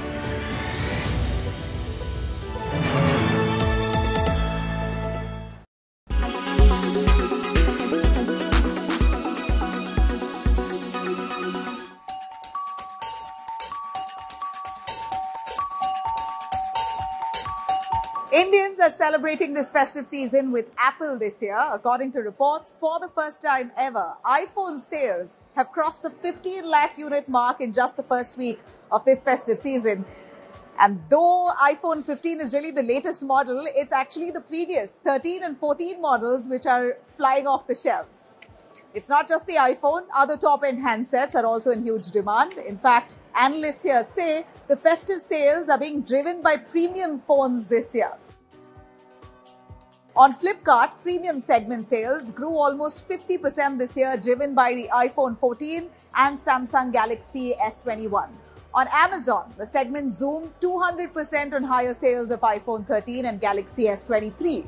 The online retailers, as per a report, has clocked gross merchandise sales of 47,000 crore rupees in just the first week, growing at least 19% over the first week of 2022 festive season. And of this, 67% or nearly 32,000 crore rupees is due to mobiles, electronics and large appliances. Interestingly, it's the top-end smartphone segment which is really thriving. The mid segment is also growing, though the sub 15,000 rupee segment is shrinking this festive season. Analysts say that this could be in part indicative of the fact that rural and small-town India have not yet really emerged from their economic uncertainties of the last couple of years. In fact, a study has, however, noted a boom in sales of 5G-enabled handsets, especially in the 10 to 15,000 rupee price band. This is because companies like Samsung, Realme, Vivo have all launched phones in this very segment. According to Flipkart, its big billion sales saw premium smartphone segments grow a whopping 1.7 times over last year. There was a 50% rise in customers opting for exchange schemes and a 160% rise in customers going for no-cost EMIs.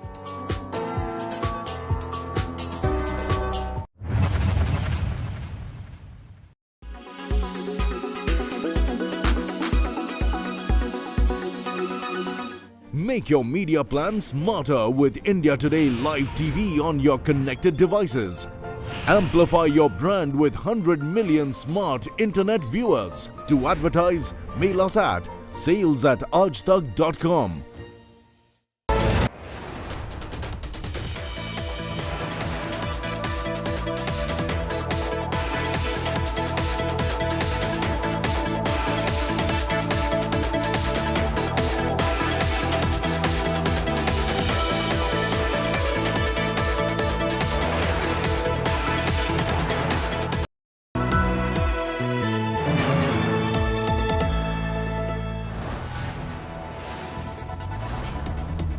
You are watching India Today, powered by Finest, Be Sustainable Change, a BNP Group company.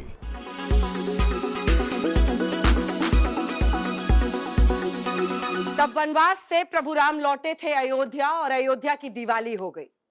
इस बार अयोध्या में दिवाली आई है और प्रभु राम अपने मंदिर में आ रहे हैं। इसी पर बातचीत करने के लिए, राम मंदिर के निर्माण पर बात करने के लिए बेहद खास मेहमान हमारे साथ राम मंदिर निर्माण समिति के चेयरमैन नृपेंद्र मिश्र जी जुड़ रहे हैं। बहुत स्वागत है सर आपका।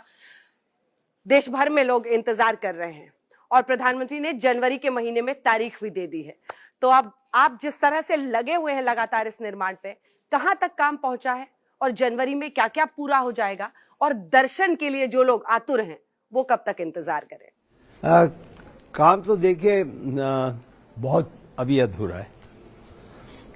जनवरी 22 तक जी हम लोगों ने फेज 1 का आश्वासन दिया है कि वो पूरा हो जाएगा।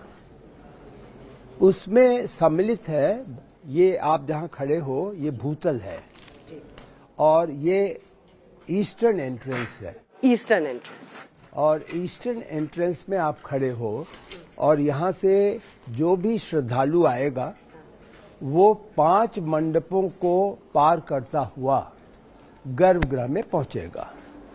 लगभग आप समझिए यहाँ से उसको 390 फीट चलना होगा अगर उसको गर्भगृह के सामने पहुंचना है।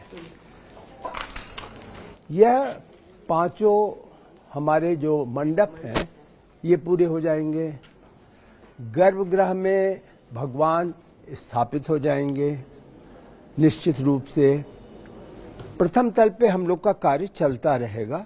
उसके लिए हम व्यवस्था कर रहे हैं कि बिना किसी सेफ्टी कॉम्प्रोमाइज के श्रद्धालु भी आते जाएं, दर्शन करते जाएं और हमारा कार्य भी प्रथम तल का हो, क्योंकि द्वितीय चरण में दिसंबर 2024 तक पूरे मंदिर को निर्माण पूरा हो जाना है, यानी प्रथम तल, सेकंड स्टोरी, शिखर, पूरा सारा लोअर प्लिंथ, परकोटा, ये सब दिसंबर 2024 में पूर्ण हो जाएगा।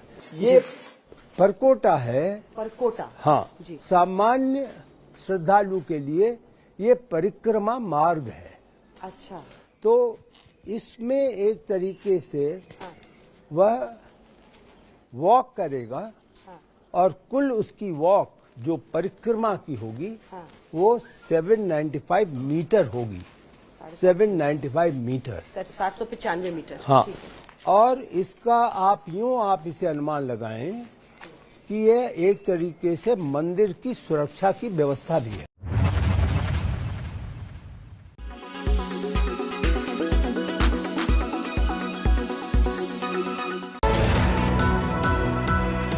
Presented by आपका जॉय भारत का Joy, Joy e bike. Co-powered by Parul University Vadodara Gujarat.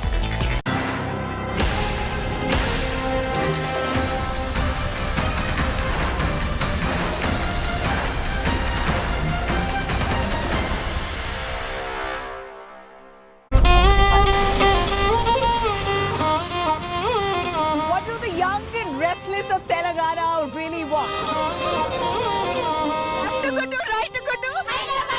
All right, elections right here. Are you excited? Will you vote? One reason why you will vote. We need hostel facilities. Hostel seats too. What's your opinion on the upcoming elections? Yes, for youth it would be a measure for enrollment. BRS party has been failing every time, ma'am. We have given 2 times of election of this time. Now this time BRS party bye-bye. Only Congress. What do you like about Telangana? Of course, biryani. Elections are just round the corner, and what the youth decides will really suggest, or basically that would hinge to who's going to come to power here in the state. Join me on this special. The stunning Hyderabad city. I'm in Telangana. India Today's election special gets rolling. In fact, Telangana is known to be the youngest state, with nearly 30% of its population considered to be the youth. So it's very interesting to find out what the young and restless youth of Telangana really want. I'm here in Telangana, the bustling city. Elections are just around the corner, and what the youth decides will really suggest, or basically that would hinge to who's going to come to power here in the state.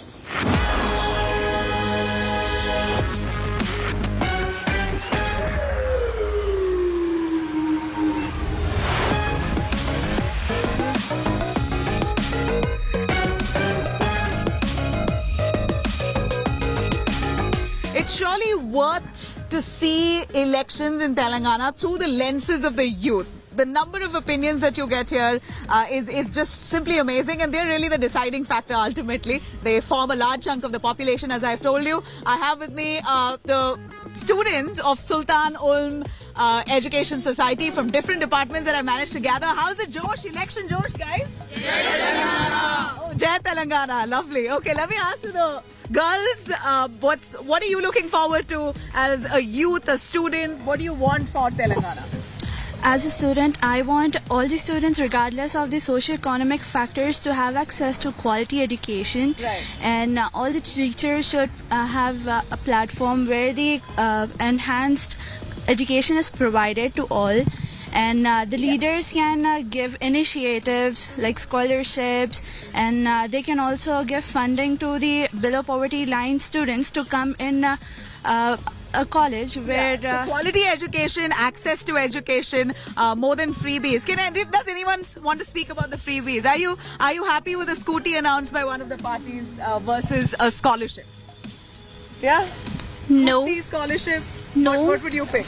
Right, scholarship, obviously, because when we are educated, we might have the ability to purchase that scooty on our behalf rather than getting a scooty directly. Oh, wow, nice one. What about, what else? Are you looking at women's safety? Do you feel safe in Telangana? Actually, ma'am, I think the major problem I can see right here is the religious hatred among peoples. Oh, really? Is that? Okay. Which is actually leading our country to backward side instead of progress. But I've hardly seen any communal tensions in Telangana in the recent. Recently there have been, but it was diverted. So I'm hoping for the party to come in power who can manage the peace between different groups of people. All right, well said. This government, so basically insinuating that you want to give the BRS another chance. It's not like that, but still there's a huge difference in new city and old city of Hyderabad and all the other states, and the infrastructure should be considered as an important impact. This should be full plan. Correct. And that should be part of their manifesto. Absolutely right. You know, but they're claiming that they're inviting many companies, they're getting many jobs. Is that true? Would you say that you're seeing that happening? Yes, it is right. Please come forward. Yeah. To some extent, yes, it is true. But I would want more development to happen, and the concentration from core part of the city should move to the other parts of Telangana state, so that there will be development all across the state and people will get equal opportunities across all districts, rather than concentrating only in some part of the city or some part of cities in Telangana. I want the development to happen across all districts and all mandals of the Telangana state. That's very well said. You know, often you have Telangana parents in Telangana, as is in most other states, I guess, that they want their children to go abroad, study abroad, get opportunities abroad. Why do you think there isn't that kind of ecosystem here, where or stress on the fact that I want my son or a daughter to study in India itself? I want them to flourish in India. In fact, this has changed. I can say that this has changed now. In Telangana, you have got multinational companies coming. The Apple has come, Facebook has come, now Foxconn has also come. So you'll have greater opportunities in the coming years. Let's see who will form the government, and then we can predict what will happen. And as a law student, I want to tell you that we are looking forward to get associated with the governmental offices, and you're looking at government jobs. Yes. More representation of women in the government, per se, parliament and assembly. And as a future advocate, on behalf of my fellow mates, I would request to get associated with the government. All right, so you basically government jobs that you're looking forward to. Yes, ma'am. Even though business students also are looking for the job opportunities, even about the experience freshers are not having. So I would like to request for the placements and even the securities for the girls, like right. Women's safety is a concern. Yes, like now it has developed that they are providing cab facilities and all. So I feel like this should be more improved. Yeah, you're saying that if infrastructure protecting women. Yes, ma'am. Also, I think there should be better entrepreneurship facilities. Like people should know how to develop entrepreneurial skills. Maybe give them more entrepreneurial learning. Like as a business student, I think entrepreneurship is also a field which could do wonders. All right. What kind of improvement do you suggest there? Inviting more companies, maybe we could do that, and supporting the small businesses which are already doing their work. Giving them more support, like through finance or anything. Right, lovely. I just want to say that parties should be on their words, like before election, how they enthusiastically promises the youth and public that they'll be giving everything, providing with resources and many more things. But after, as soon as they get elected, they'll be just like celebrating among themselves and neglecting people's hopes. So I just want them to stick on their words, and as soon as they get elected, they should start supplying things what they have promised for, whether it be a scholarship or it be an LPG cylinder for less amount or whatever it may be. And experienced leaders should now give chance to young youth members who are really like they can take level high to Telangana. As far as development, okay, Telangana is fine, but for resources and public poverty empowerment, I really want parties to just indulge and help poor as how they ask for votes. I just want them to help in the same way. Basically, live up to your promises. Yeah, live up to your promises, tall promises. A lot of them don't live up to it. Just don't make promise a word. Just for make it happen, fulfill and and just reach to the hopes of people who genuinely voted for you. And as we are speaking about women empowerment, we want more women ministers, so that they can represent us on their behalf. Absolutely. So I guess in the government right now and the elections, so we want the women to take a stand and be our representatives. Yeah, that's fantastic. All right, great. I agree with the brain drain system in India. Means the smarter people are going out of India because of the caste reservation. Because like everything, majority of seats and jobs and schools or even in colleges are reserved for categories. Right. So I think that should be like removed and laws should be strengthened so that these people can get access to education. Right. And I think these reservations should be based on economic conditions, which is actually better. So the smarter people won't go out of India and can work for our country. Correct. So It should be based on your credibility, talent. yeah, exactly. So we can grab rather than caste. yeah, exactly. All right. Well, caste reservation is a heated debate that's been going on for decades, but ultimately it appears that the youth have spoken. We're only hoping that the government of the day listens. Whoever comes to power, remember, it's their vote behind it. So let's hope this resonates.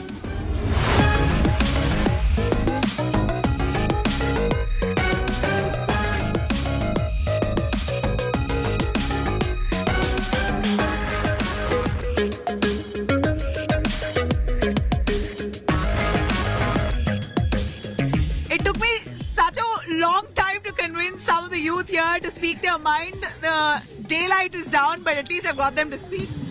What's your opinion on the upcoming elections? As a youth, what are you looking forward to? BRS.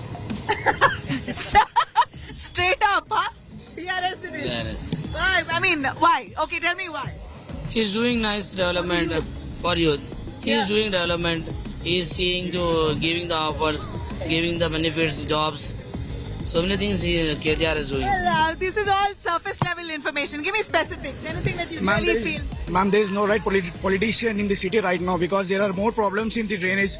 They have drainage problems, poor people and everything. There is nothing like which you see the tank mound in the Telangana. That is not Telangana outside the tank mound, ma'am. You can see a lot of problem facing. There are mosquito problems. They are facing problems. They are ration cards problems. They are double bedroom problems. Everything is going to only BRS people, ma'am. No one is helping to another poor people. Basically, you're saying all political parties have failed to fix your problem. All political parties, ma'am, basically BRS party has been failing every time, ma'am. We have given 2 times of election of this time. This is a BRS fan right next to you. Listen, ma'am, KCR. Very clearly, he says BRS has failed. Because KCR has done only for the, you can see here only the Telangana Secretariat and the BR statue and the tankman. You can't see the drainage lines, you can't see the floods and you can't see the water coming through the tankman outside the in the Gandhinagar. All Problems, actual problems are covered up. Huh? No, ma'am, no problem has been covered up by the Telangana. You can go inside the Musirabad area and you can search every lane. You might face every single problem from a single home, ma'am. Yeah, look at the emotion that he's speaking with. I mean, you're probably blinded by the development, but here's a man, a youth here who says that he's struggling with poor facilities. In this area, his development is going on, ma'am. Yeah, but this is one of the prime central localities. Already 10 years happened. Already 10. When it will be going on? Development. Already third election it is came now. So you're saying problems are more than development. More than. Straightforward we are now this time BRS party. Bye. Only Congress. Only Why Congress? Congress has not been here for so long. Why are you from central and state also we are expecting youth Congress party only. Selling the lands, okay? The Congress has Akasai Chin, okay? Now when Nehru told Ek Bal. Yes, Congress, no Congress. No. Yes or no? No Congress.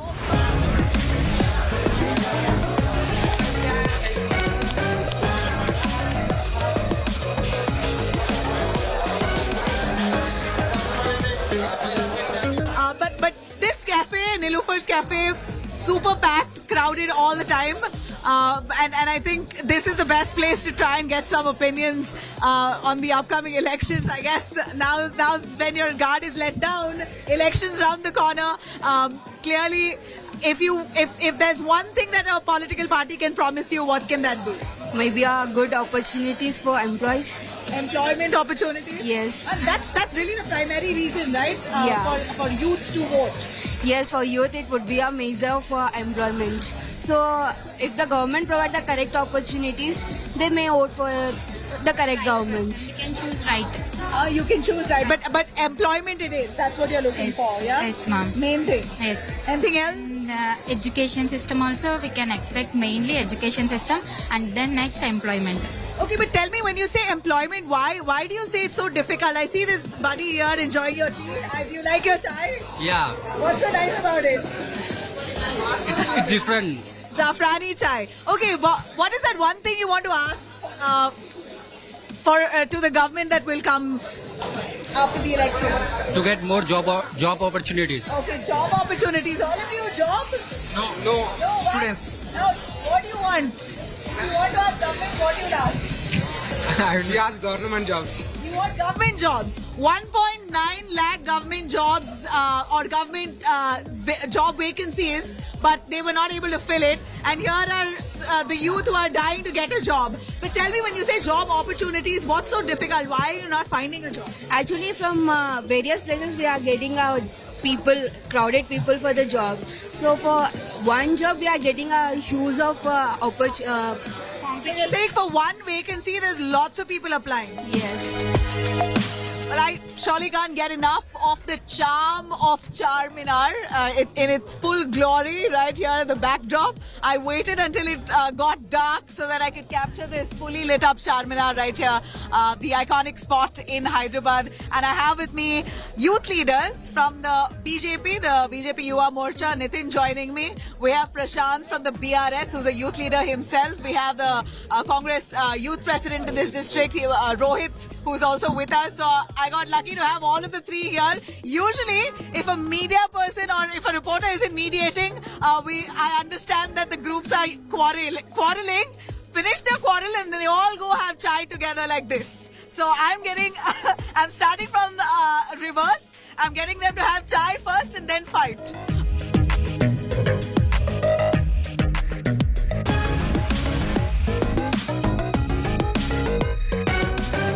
All right, getting straight to the political heat as the state is gaining steam now. BRS is in power. Prashant, you're the youth leader. What is it that you're promising the youth this time?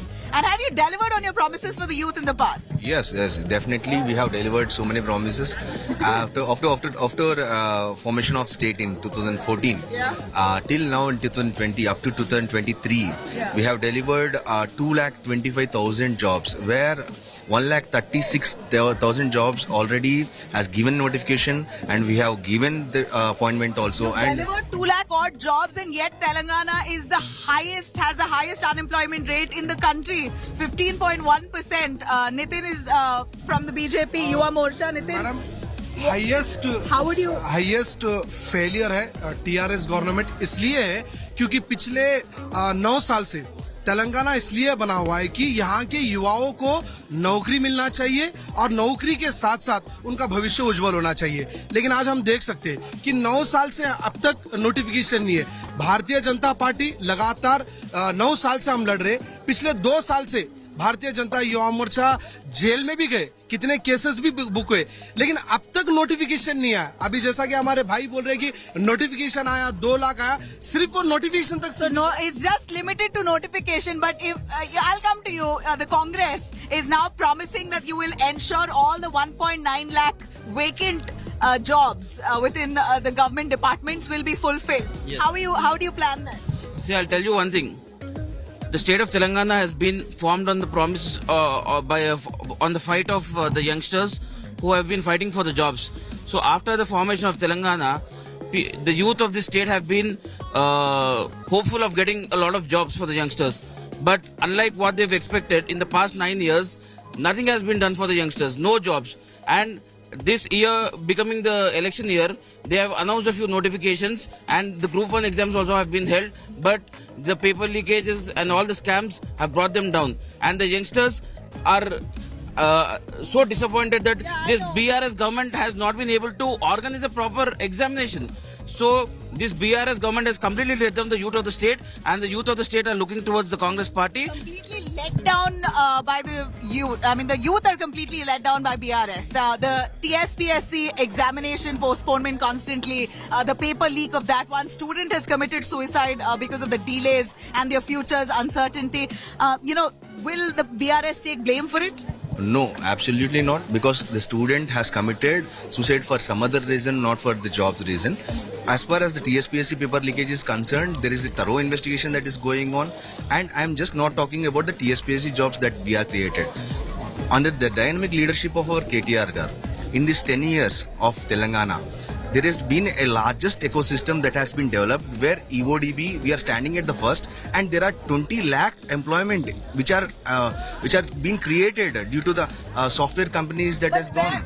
Software companies, 20 lakh jobs that are going to be created in the future. These are already created. We have created the employment and the ecosystem that we have created. Every time we go to UK, every time we go to USA, KTR is getting investments to Telangana, and there is a larger ecosystem. Like, for example, a Foxconn. At Max, a Foxconn will give, I mean, it's great that you are bringing it. You've invited and you've laid the foundation for Foxconn to come here.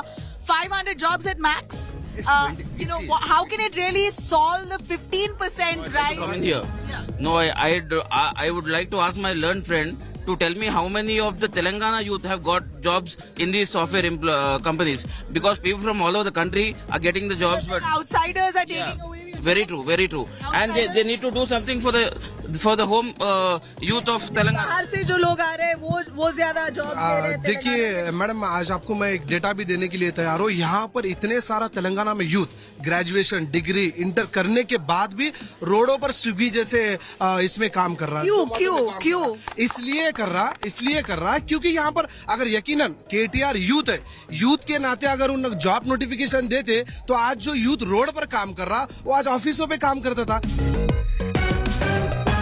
At the end of it, the welfare and the well-being of the youth is what all that matters. The youth today really have the power in their hands. They are the deciding factor here in Telangana, with a whopping 30% of population all falling in that category. As we call them youth, they are the ones now who will really decide which government comes back. Would it be the BRS? Would Congress be pushed to power? Would there be a motivating answer for the BJP? Thank you very much, all of you guys, for joining us. This is Nabila Jamal signing off from Charminar right outside Hyderabad with camera person Prashant for India Today.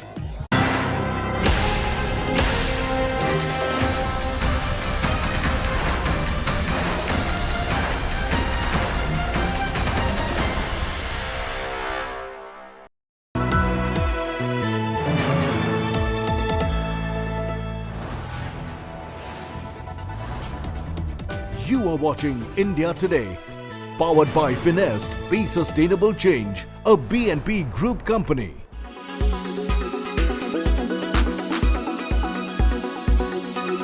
Delhi के अंदर वाहनों के प्रदूषण को कम करने के लिए जो पीओसी को चेक करने का अभियान ट्रांसपोर्ट डिपार्टमेंट और ट्रैफिक पुलिस ने किया है।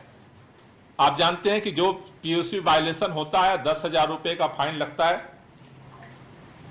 1, 2, 3 ग्रैब के दौरान 28,471 चालान जो है वो किए गए,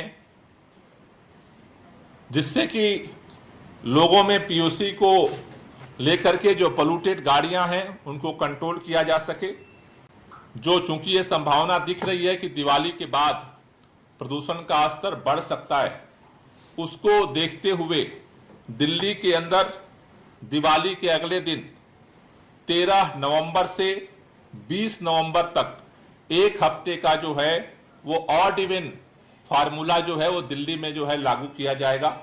ये 13 दिवाली के अगले दिन 13 नवंबर से शुरू होगा और 20 तारीख तक वो चलेगा। उस एक सप्ताह के ऑड इवन की समीक्षा करके उस समय जो प्रदूषण की स्थिति होगी उसकी समीक्षा करके फिर आगे का निर्णय लिया जाएगा। If I brush harder, my teeth will be cleaner. I don't really need to deal with bad breath. Popping mint will solve it. I can't get a dental x-ray. It can be dangerous. Pregnant women should not go to a dentist. I have crooked teeth, but how can I wear braces? Is that not for kids? These and many more myths around oral health prevents us from getting the right kind of attention our teeth and gums deserve. We are busting a dozen of these myths, and our experts are weighing in on each one of them. Do you have yellow teeth and brush till your gums bleed? Then stop immediately. It's important to brush your teeth thoroughly. However, brushing too hard can wear down the enamel and cause discoloration and sensitivity. In addition, brushing too hard may also damage your gums and even cause them to bleed and recede.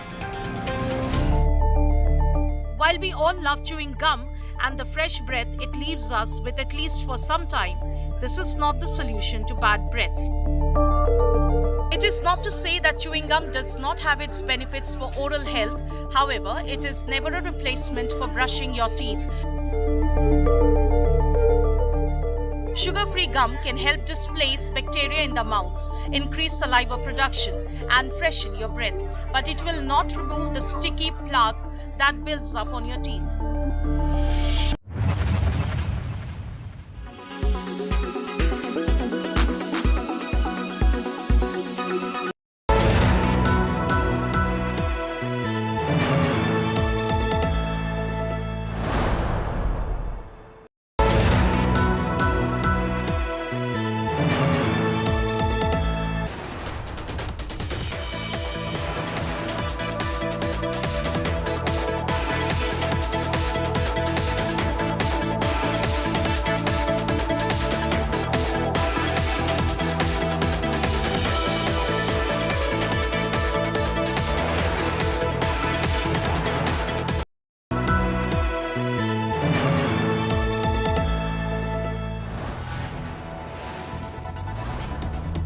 You are watching India Today, powered by Finest, Be Sustainable Change, a BNP Group company.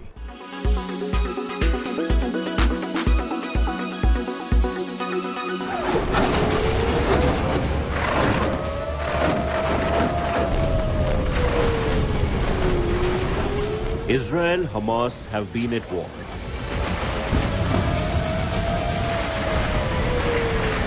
Women, children, men are being attacked. And innocent lives have been lost on both sides. The conflict has impacted every aspect of Israel's infrastructure, including the film and TV industry.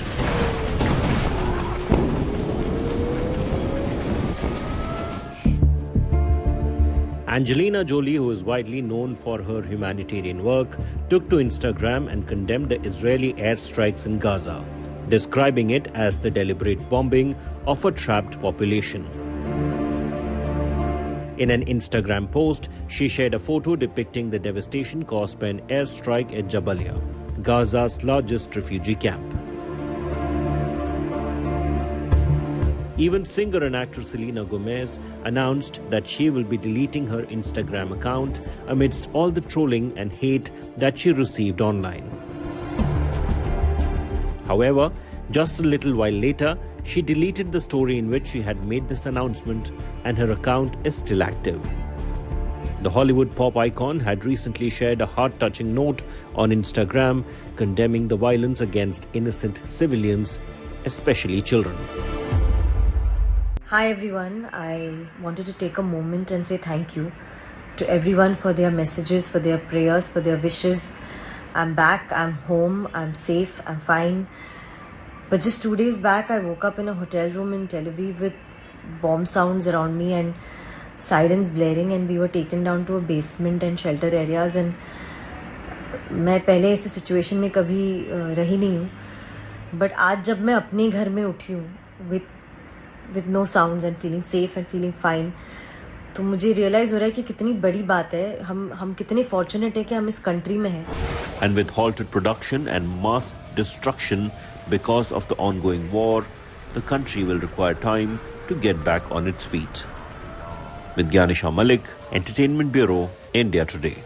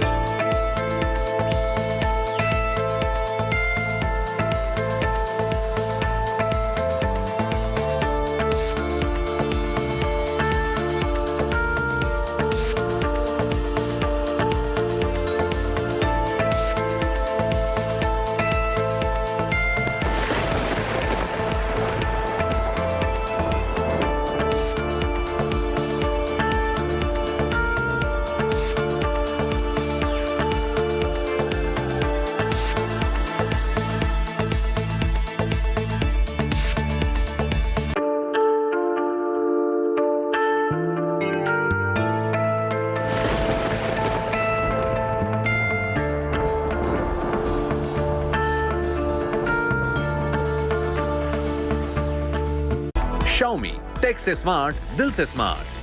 Titan I Plus, expert who cares.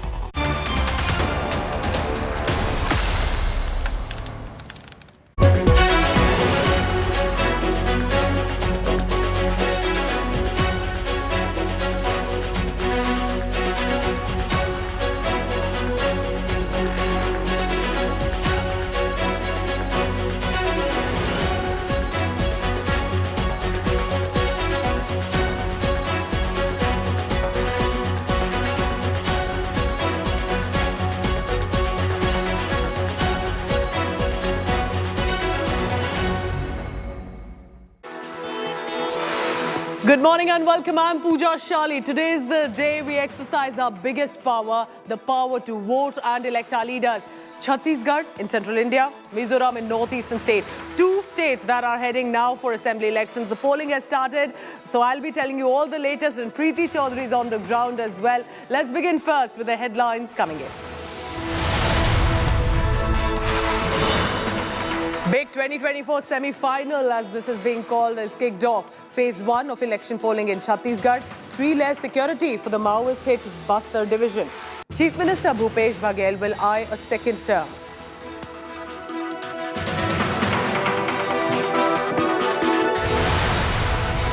Northeastern state of Mizoram gears up for a fierce triangular fight. It will be a crucial battle between the ruling MNF, also main opposition ZPM, and the Congress party.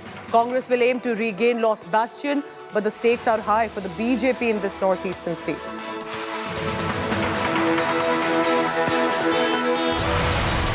The state of Telangana not heading for polling today, but is one of those election-bound states, and Power Star is tying up with the BJP. Pawan Kalyan, actor-turned-neta, and PM Modi on the same stage. BJP will want to bank on Kalyan's youth appeal, actor appeal and OBC appeal. Could Pawan Kalyan help power the BJP to victory in Telangana?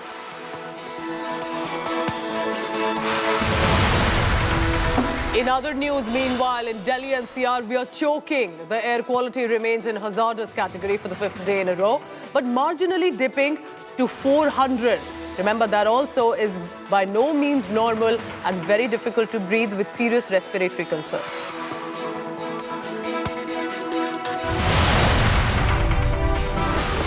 In international news, the war is raging on for 1 month and counting. Israel says Gaza city split into 2. Gaza and some of its parts of the city reduced to ghost town.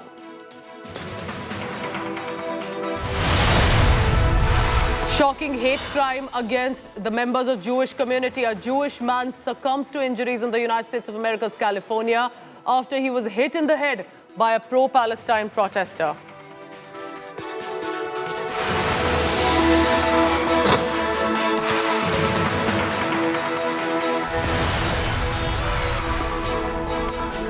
Co-presented by Aapka Joy, Bharat Ka Joy, Joy E-Bike.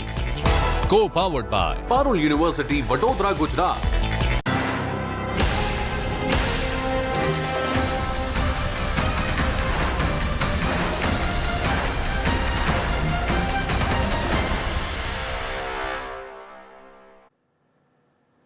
So Chhattisgarh Phase 1 and also Mizoram election polling has already started and going on the ground.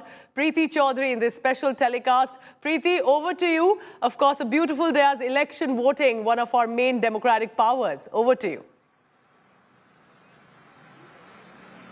Well, Pooja, thank you there. Yes, it is a beautiful day. It's the day at the hustings in 2 states. First phase Chhattisgarh and Mizoram full phase. Also from where you are, we have the sun shining here. But, Pooja, there's disturbing news that is just coming in. We're going to dip into the latest news break coming in from Chhattisgarh on the first phase of polling. And shocking news right now, just while polling is underway in Chhattisgarh, a Naxal attack in Sukma has been reported. Chhattisgarh polls are on, and what we are just getting in terms of initial information filtering in, a CRPF soldier has been injured in what is being reported as an IED blast in Sukma. Jawan who was deployed for poll duty has been hurt in this IED blast. Now this happened during patrolling. An IED exploded, injuring the Cobra 206 soldier. The blast occurred when Inspector who was patrolling by the name of Inspector Shrikant. His leg fell on an IED planted by Naxalites, injuring soldiers. What we are being given to understand is the injured soldier is being treated, but this is news that is coming in which can be disconcerting, disturbing, because Chhattisgarh is polling in exactly the same areas. Especially, because 20 seats of Chhattisgarh are going into polls as I speak. These 20 seats come from what were traditionally the disturbed areas of Bastar, Dantewada, and news coming in of an IED blast in Sukma will only queer that pitch that this area is extremely unsafe still. There's been a campaign which has been launched by the Chhattisgarh government stating that they have gone ahead and tried their best, especially where eradication of Naxalism is concerned. And news like that coming in on polling day is disconcerting. Not just that, it flies into the face of every claim that Maoism and Naxalism has been curbed in the state of Chhattisgarh. I want to cut across to my colleague Sumi, who's reporting, getting us the latest. Sumi, would you get us up to speed with this latest news break, please? Where exactly has it happened? How many soldiers are injured?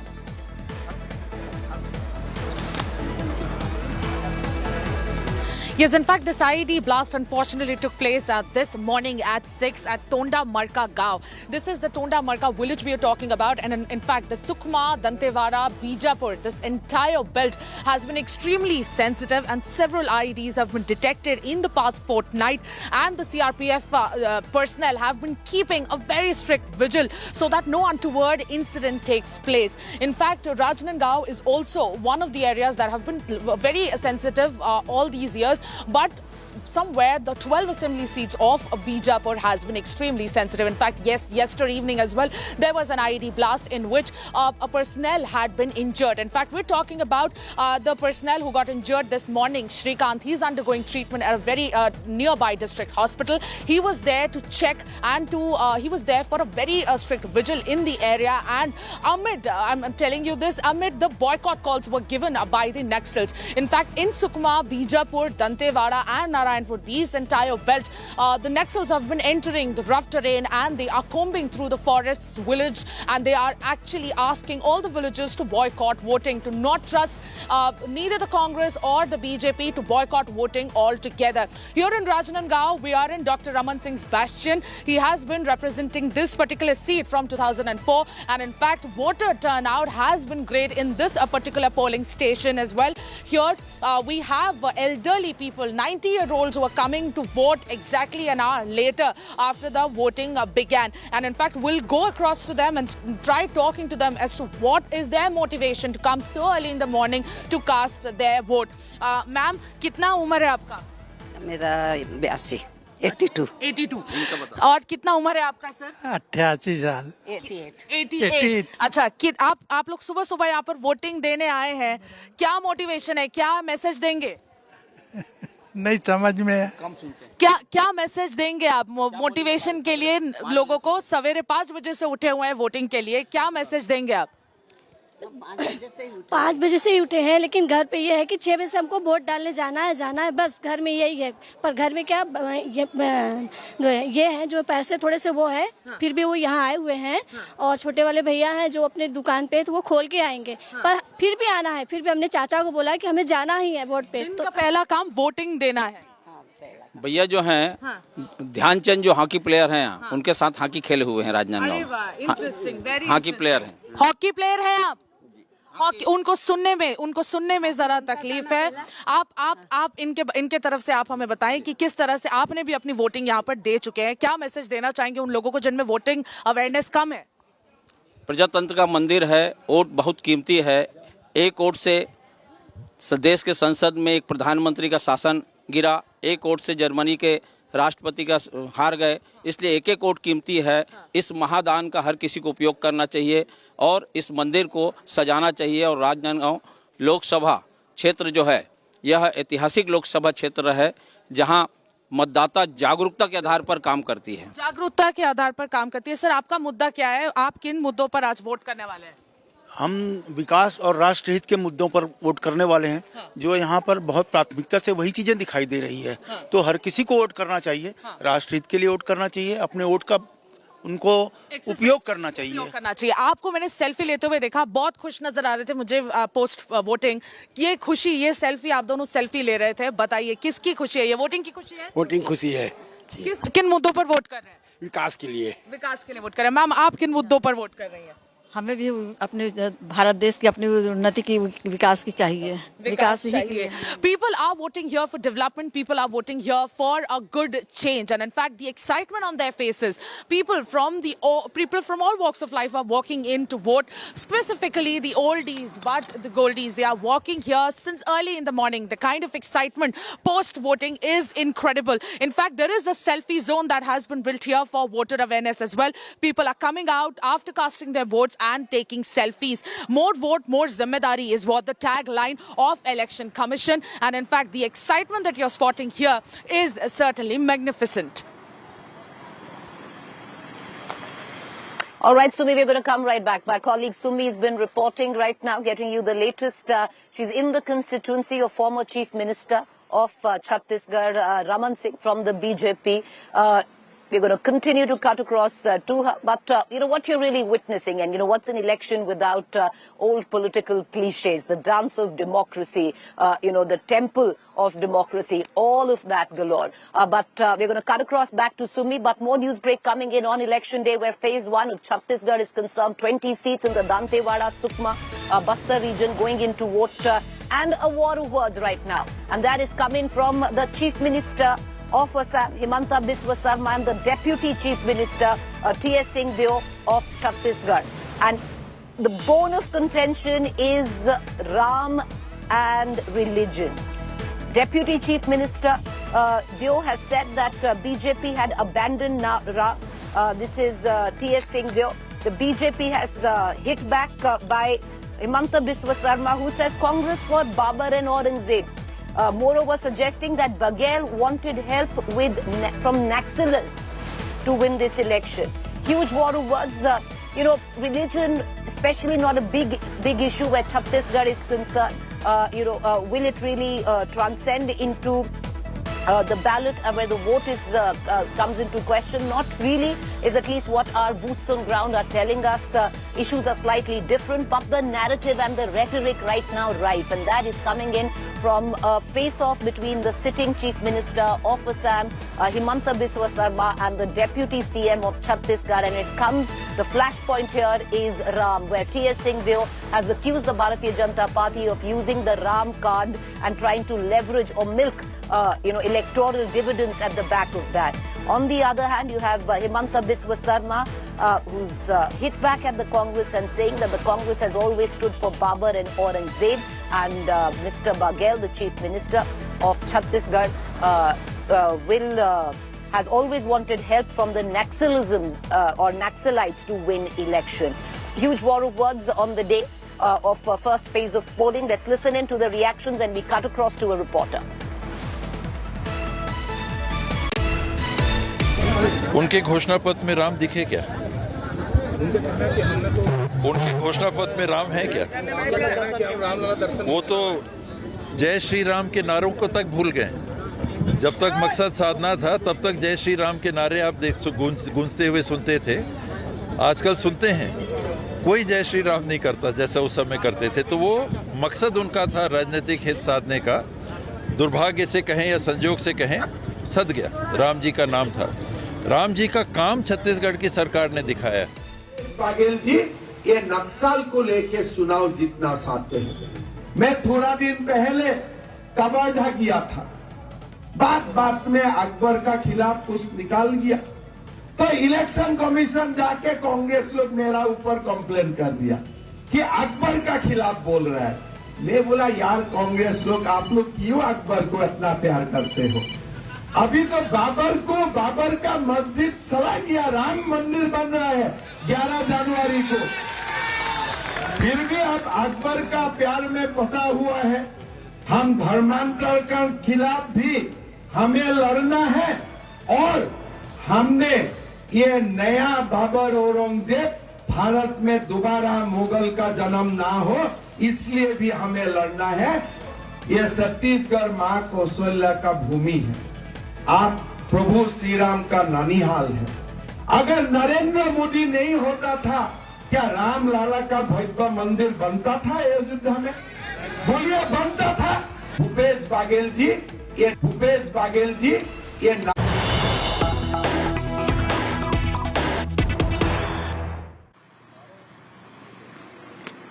Well, it's open political season. You can hear all the jibes, all the political narrative, the rhetoric rife right now in poll-bound Chhattisgarh. Chhattisgarh was going to go to vote in two phases. The first phase right now where, what were traditionally the disturbed areas and, of course, the news that came in of an IED blast continue to be so.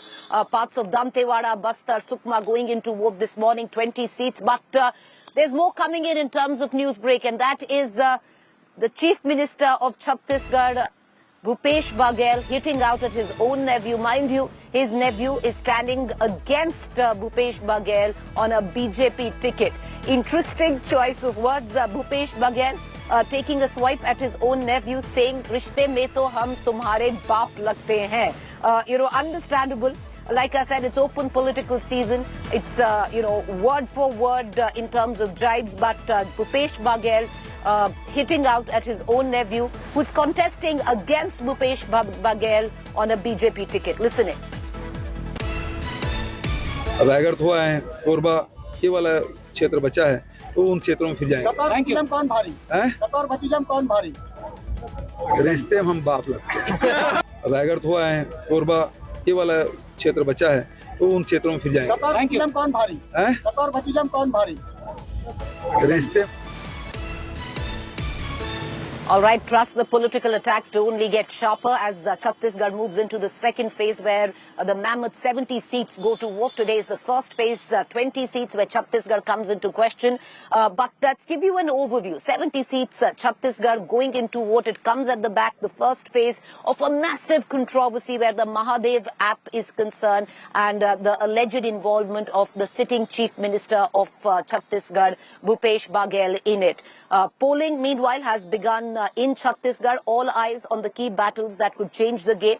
The first phase of polling, like I said, 20 seats, including 12 from the Bastar division, has begun polling for remaining 70. Of course, it would be November 17th, where the second phase of polling will coincide with the polling of the state of Madhya Pradesh.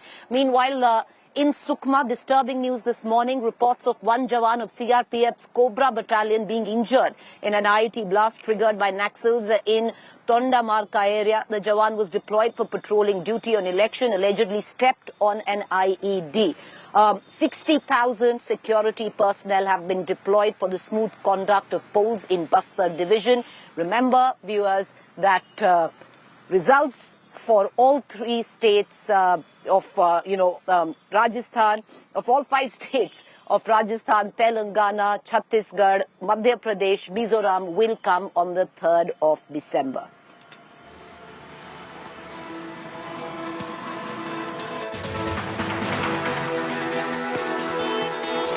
गिरिगाम तेलग्राम अपना पहला vote डाली है अपने तेलग्राम में और ये अपना निशान ये है और वाकई में बिल्कुल जीत के प्रति बहुत आश्वस्त हूँ हम और हमारी सरकार जो काम करी विकास के कार्य करी इनको देखते हुए ये क्षेत्र की जनता बिल्कुल उनका आशीर्वाद और सहयोग भरपूर मिल रहा है और निश्चित तौर पर हम रिकॉर्ड मतों से जीतेंगे। देखिए पूरे प्रदेश के लगभग 20 विधानसभा में लोकतंत्र का महापर्व चल रहा है और लगातार सुबह से ये संख्या जो आई हुई है वो इस बात को साबित करता है कि छत्तीसगढ़ पे कांग्रेस की सरकार को यहाँ से हटाए और विकास की गंगा बहाए। जिस उद्देश्य के साथ में छत्तीसगढ़ को बनाया गया था उन उद्देश्यों की पूर्ति नहीं हो पा रही है। कांग्रेस ने लगातार भ्रष्टाचार के एक नए आयाम स्थापित किए हैं। इस बार लोग घर से निकल करके कांग्रेस को हटाना चाहते हैं। भूपेश जी मुख्यमंत्री हैं, सट्टा जुआ अपराध यदि हो रहा है तो 1-1.5 साल से हो रहा है, कार्रवाई करते, अरेस्ट करते, गिरफ्तारी करते, कोई कार्रवाई किया नहीं। FIR तक तो दर्ज नहीं किया छत्तीसगढ़ में। ED को क्यों आना पड़ा? PMLA में, prevention of money laundering act में जब करोड़ों रुपये, हजारों करोड़ का ट्रांजैक्शन दिख रहा है तो ईडी को भी आना पड़ा, ईटी को भी आना पड़ा। वीडियो जो है बीजेपी ने जारी किया है, बयान ईडी ने किया है ना, प्रेस नोट है, ईडी ने जारी किया। तो मतलब कितना बढ़िया संबंध है, जैसे पहले कार्रवाई करते थे ईडी और प्रेस विज्ञप्ति जारी करता था रमन सिंह। तो ये तो ईडी और भाजपा की मिली भगत है, वो तो स्पष्ट हो गया है। ये कांग्रेस की पहचान है, जहां कांग्रेस होगी वही भ्रष्टाचार होगा। ये एक ही सिक्के के दो पहलू हैं। ये भूपेश बघेल की OSD, officer on special duty, क्या घर से पैसे मिले थे कि नहीं मिले थे? जेल में है कि नहीं है? 1.5 साल से जेल में है भूपेश बघेल की ओएसडी। आप बताइए 5 साल में क्या क्या हुआ?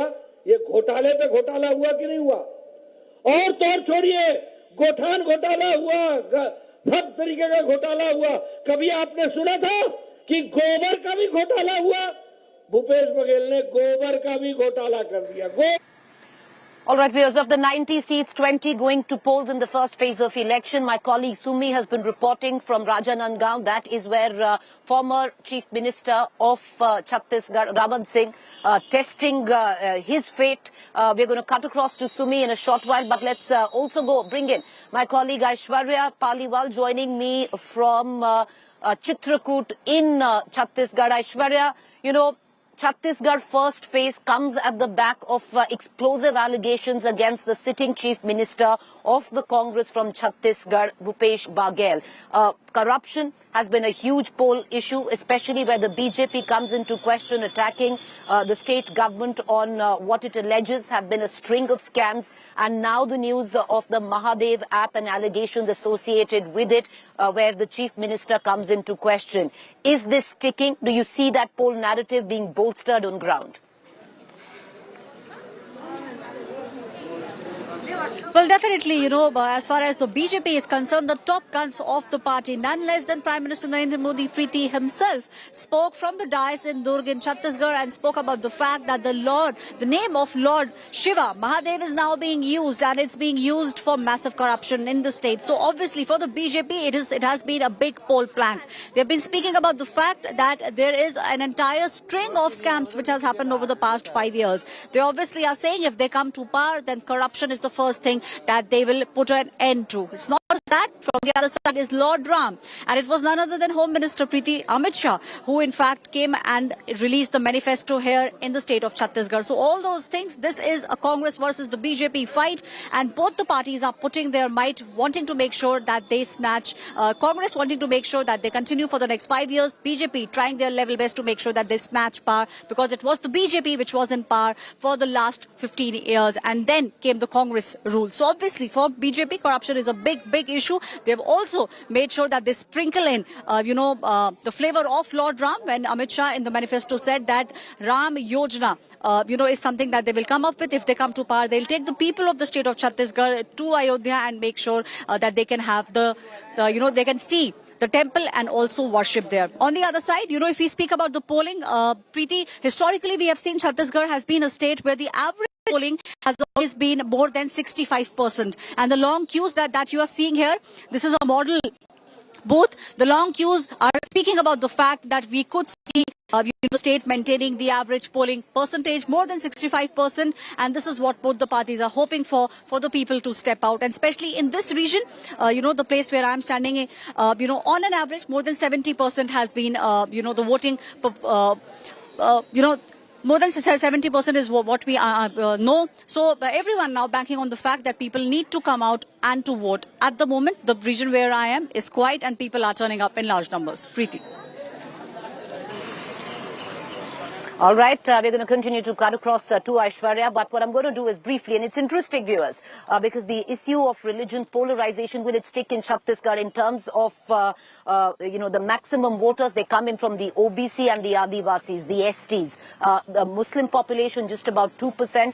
Usually we've seen the card of Ram or religion queer the political pitch, especially if in terms of the voters there is polarization. Will it happen this time time around, we don't quite know. But corruption is a huge issue, and that has been what the BJP has been going to town campaigning in Chhattisgarh. I'm going to cut across right back to the studio. Colleague Pooja Shali joining us and giving us the details. Pooja, take it over on what went down in 2018 and what we can expect now.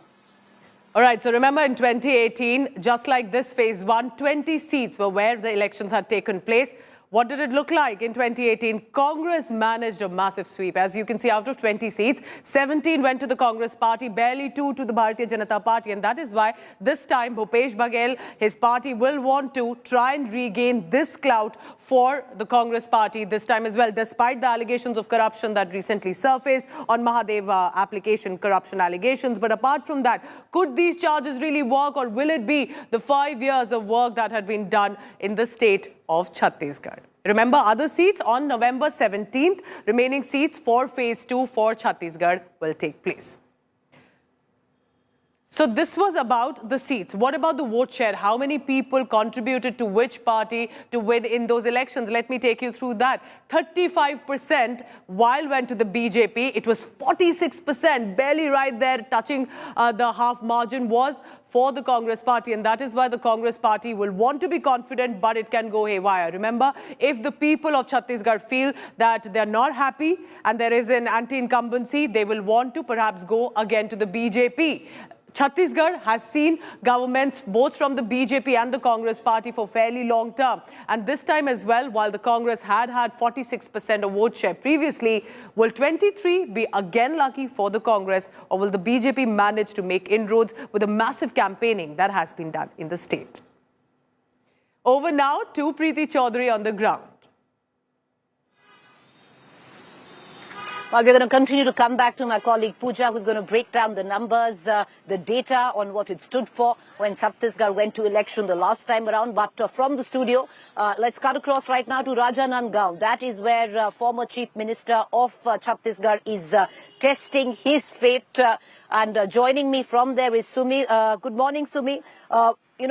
Especially where Raman Singh comes into question. Earlier on, there were also indications that the BJP might not even field him. But then, of course, that turned around. He was given a ticket. What are you witnessing this morning in Rajnandgaon?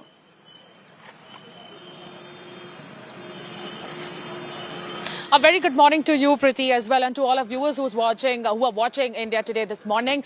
In fact, as you correctly pointed out, this is the Rajnandgaon bastion for Dr. Raman Singh. He has been the 3-term CM, the longest-serving CM of Chhattisgarh, and he is testing his luck this morning. And the voter turnout you see around me, as Aishwarya was also pointing out, that voter turnout is incredible in Chhattisgarh. It has always been more than an average of 70%. In fact, the last time around as well, despite several threats by the Naxals, the voter turnout was close to 75% in the Naxal affected areas as well.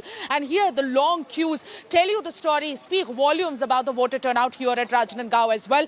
Their issues have been prominent about unemployment, and Rajnandgaon has also been slightly touched upon by Naxalism in the past as well. But I would go across to these voters who have turned up exactly on time to cast their votes. क्या मुद्दों पर vote करेंगे sir आप? मुद्दा विकास, बेरोजगारी। बेरोजगारी क्यों है मुद्दा यहाँ पर? बेरोजगारी तो सबसे बड़ा, देश का सबसे बड़ा मुद्दा तो यही है, और राज्य का भी ये सबसे बड़ा मुद्दा बेरोजगारी है, और विकास प्रमुख मुद्दा है। विकास प्रमुख मुद्दा है। अंकल, आप किसके लिए वोट करेंगे? क्या मुद्दा है? विकास, बेरोजगारी और आपका महंगाई के लिए विकास सबसे प्रथम चीज है। अब बेरोजगारी ये भी बहुत बड़ी चीज है। यहाँ पर बेरोजगारी इतना बड़ा मुद्दा कैसे बन गया? बीएनसी मिल के बंद होने की वजह से, या बीएनसी मिल के बनने से उद्योग मंत्री खुद था रमन सरकार, उसके सांसद था, उद्योग मंत्री था, तो बीएनसी मिल बंद हो गया। तो 15 साल और विकास कुछ नहीं हुआ, उसके कुछ नहीं हुआ। आप किन मुद्दों पर वोट करेंगे? विकास के लिए करना है। विकास के लिए। यहाँ पे अभी 5 साल से भूपेश बघेल बना है, जब से राजनांदगांव में अभी तक दर्शन नहीं दिया है। एक भी दफे एक स्टेडियम जो यहाँ का है उसको भी रोकवा दिया है काम को। तो आप चाहते हैं विकास हो. Development is on their minds while they go inside the cast their vote, and in fact it is incredible how the voter turnout has been very huge. In fact, since this morning there was a voter called Lakshmi Babu Jha who couldn't sleep with the excitement of voting. He cast his vote for every time. He stands first at every polling station wherever he goes, whenever he could take part in the Democracy Festival. So certainly here many people putting forward their opinions that they want vikas, they want development, they want to get rid of corruption, and they also want employment and to get rid of inflation as well.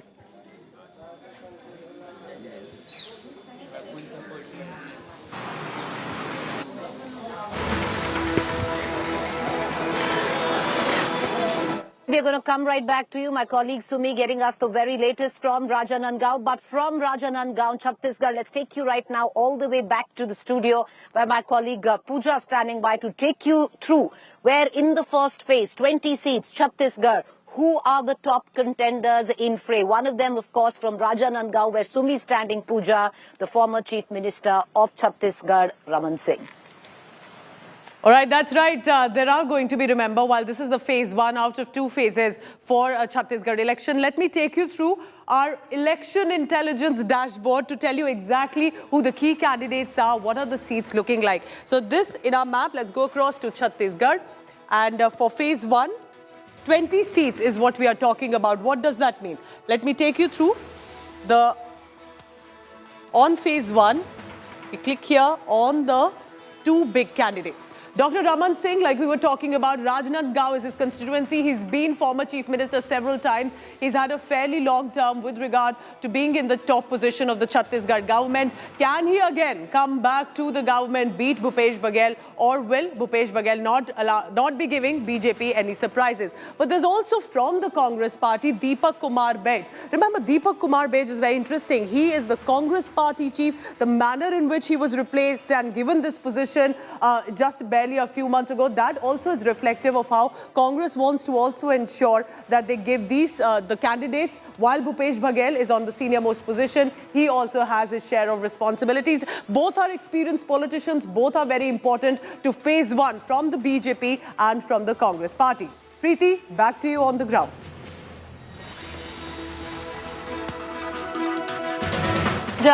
Okay, we're going to continue to come back to Pooja and cut across all the way to Chhattisgarh as well, where our reporters boots on ground. But let's quickly slip into a break. We're back with more.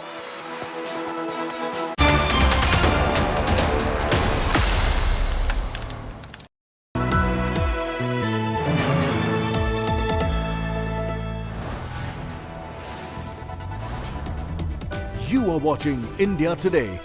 Powered by Finest, Be Sustainable Change, a BNP Group company.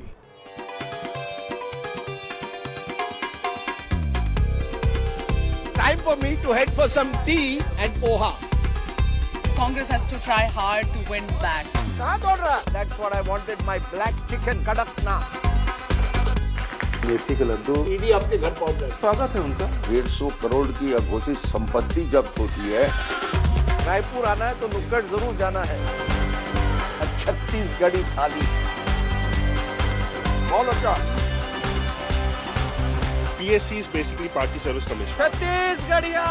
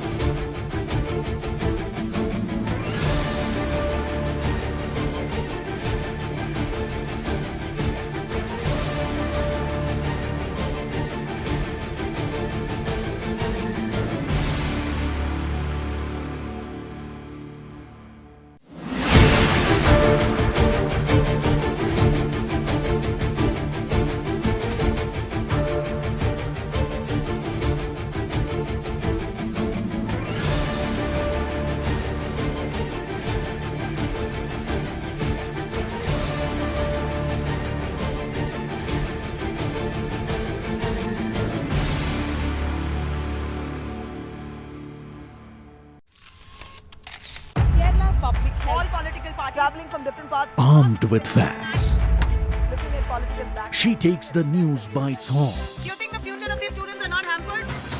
Fierce, bold, and direct, setting the tone for the biggest stories from every corner and every angle. Expect nothing but the unfiltered truth. News first, niceties later. Watch me, Nabila Jamal, on India Today.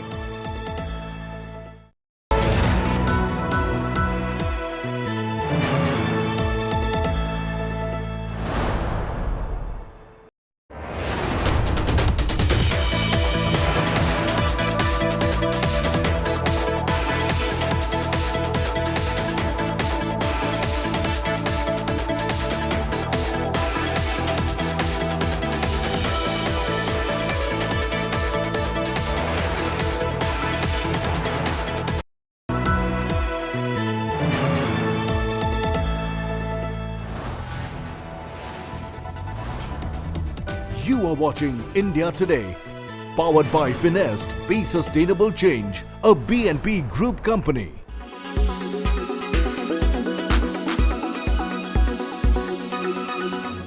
What's a threat notification really? Well, Apple's threat notifications are a way of alerting users that their phones are being targeted by so-called state-sponsored attackers. Apple has also developed a system where it recognizes activities that matches certain patterns and sends out threat notification to users via email or iMessage to affected users' Apple ID.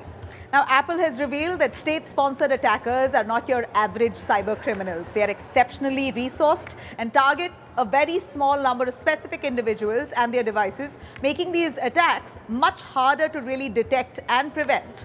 These attacks are highly complex. It costs millions of dollars to develop and often have a short shelf life.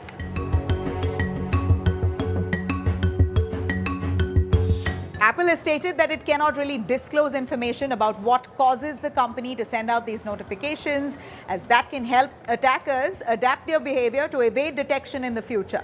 But what about non-Apple users? Is there a chance that they might also have been subjected to such attacks? Are they still unaware of it? The tech giant has also clarified that it's very possible that some Apple threat notifications may be false alarms, or that some attacks are not detected at all. Apple has said that since enabling the feature in November 2021, these threat notifications have been sent to individuals whose accounts are in nearly 150 countries.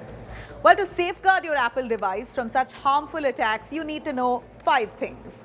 Number 1, whether it's your phone or laptop, keeping your device updated is really very important for safety. Also, always make sure that your device is secured with a passcode to avoid any immediate attack. Number 2, always use two-factor authentication, which will add an extra layer of security to your device. Number 3, always refrain from clicking random links and downloading random files via SMS or any other source. Make sure to download authenticated apps from official app stores of the phones only. Number 4, if you suspect that you are being targeted on any Apple device like an iPhone or a MacBook, then you can use the lockdown mode for extreme protection. But lockdown mode, well, this really restricts access to many services. You can find this option though in the privacy and security features in your settings. Number 5, in addition to these steps, you can also get your device forensically examined for any kind of malware. But for this, you will have to submit your device for that test. Well, all this only reveals that all users now must be very well aware of such measures and use their devices with some level of safety measures. Adopt it so that you can avoid such situations.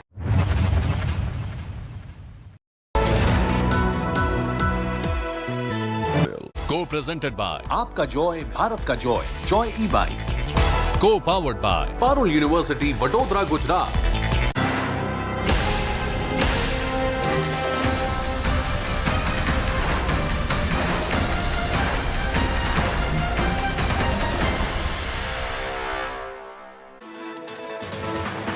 All right, welcome back, viewers. You're watching State of War, and 2 states are going into polling this morning. Chhattisgarh first phase with 20 seats, and the state of Mizoram with its 40 assembly seats is going into election. In the state of Mizoram, it's poised to be a triangular contest. The incumbent MNF facing off with the ZPM as well as the Congress, fighting on all 40 seats. However, the BJP also in the fray, viewers, with 23 seats. The big question here, which is being anticipated, will what went down in Manipur actually impact the electoral political outcome of the state of neighboring Mizoram? On the other hand, where election issues are concerned, Manipur, of course, a big election issue, as well as even corruption. The northeastern states set to see a triangular contest, like I just pointed out.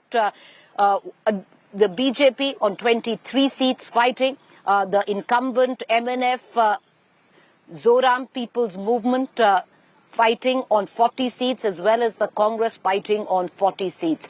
Out of Mizoram's 1,276 voting centers, 149 are designate remote polling stations. What's rather interesting and, ironical as well, the Mizoram Chief Minister Zoram of the MNF was unable to cast his vote today due to a technical snag. After getting out from the polling booth, though, the Chief Minister seemed confident.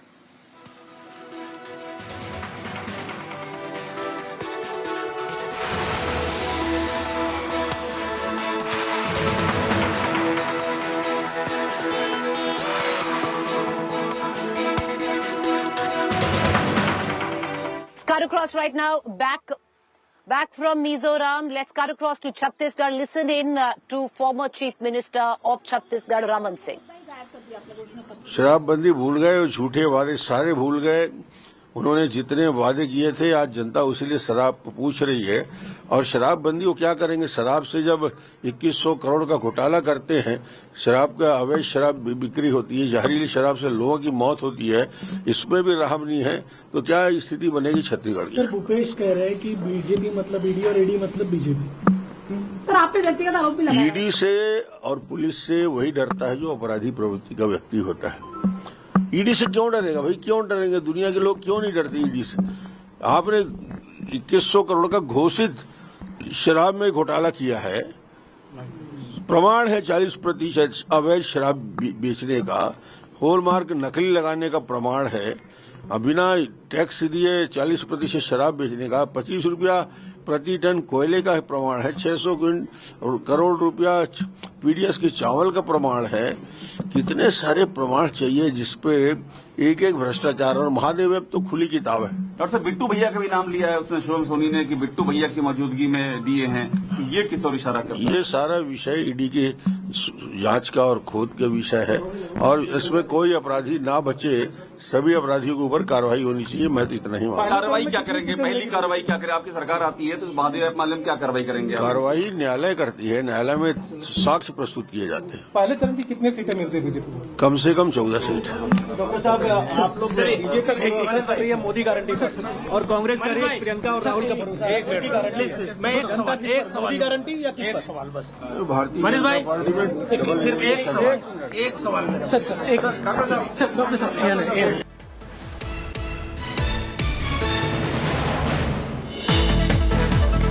All right, so let's quickly move from Chhattisgarh. Like I told you, viewers, both Chhattisgarh, Mizoram going into election. We've given you the breakdown, the lowdown, what the political arithmetic looked like in 2018 in the state of Chhattisgarh. We're going to give it to you in Mizoram. My colleague Pooja is standing by. But before we cut across to Pooja, lots of reaction coming in from the state of Mizoram, polling all 40 seats this morning. Interesting, ironical, whichever way you look at it. The sitting chief minister of the state unable to cast his ballot because of a technical snag.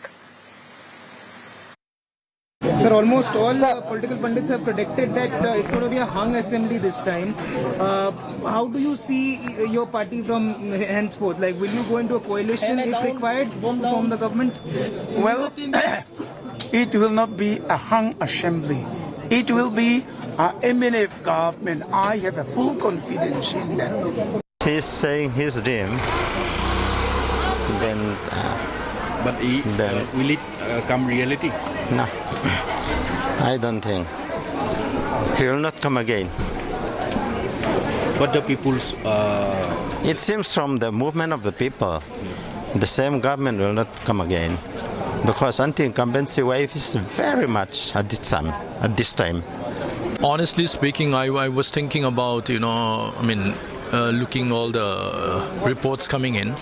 I was hopeful getting 22 to 25, but as days gone by, in the last couple of weeks, we have grown a lot. The wave is with us. If you could see, the whole state is painted yellow now. So definitely, we are going to have 25 seats. The border is very porous, and we have a visa-free regime. So 16 kilometers on both sides, people can freely enter the other country without any visa requirements.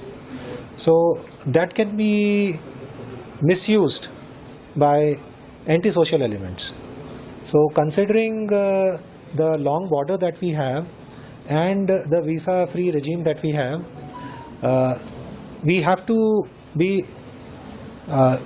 ensure that there is no unauthorized movement of contraband goods. Mizoram is facing a major movement of drugs, and the drugs are transiting through Mizoram, which is then taken to various parts of the country and even beyond. Recently, we have made various arrests. We have seized more than 45 worth crores of crystal meth. We are aware of the mountainous terrain and the difficulties in guarding the entire border areas.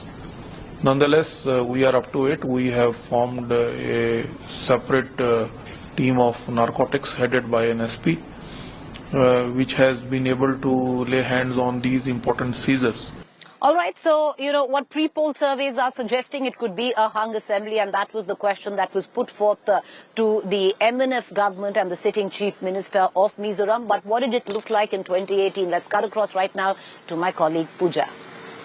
All right, so the northeastern state of Mizoram is very crucial. One, because it is a border state, but importantly for the political survival of the MNF ruling party, of ZP and the opposition parties. So the regional parties on one side and the national parties, BJP, Congress. Let me take you through our election intelligence dashboard to help you understand why Mizoram is so crucial and what does it really have for the political fate of the Congress party, the BJP and the regional parties as well. I want to take you through the seats and the votes, specifically the vote share that the state of Mizoram got. Take a look at this. 40 seats.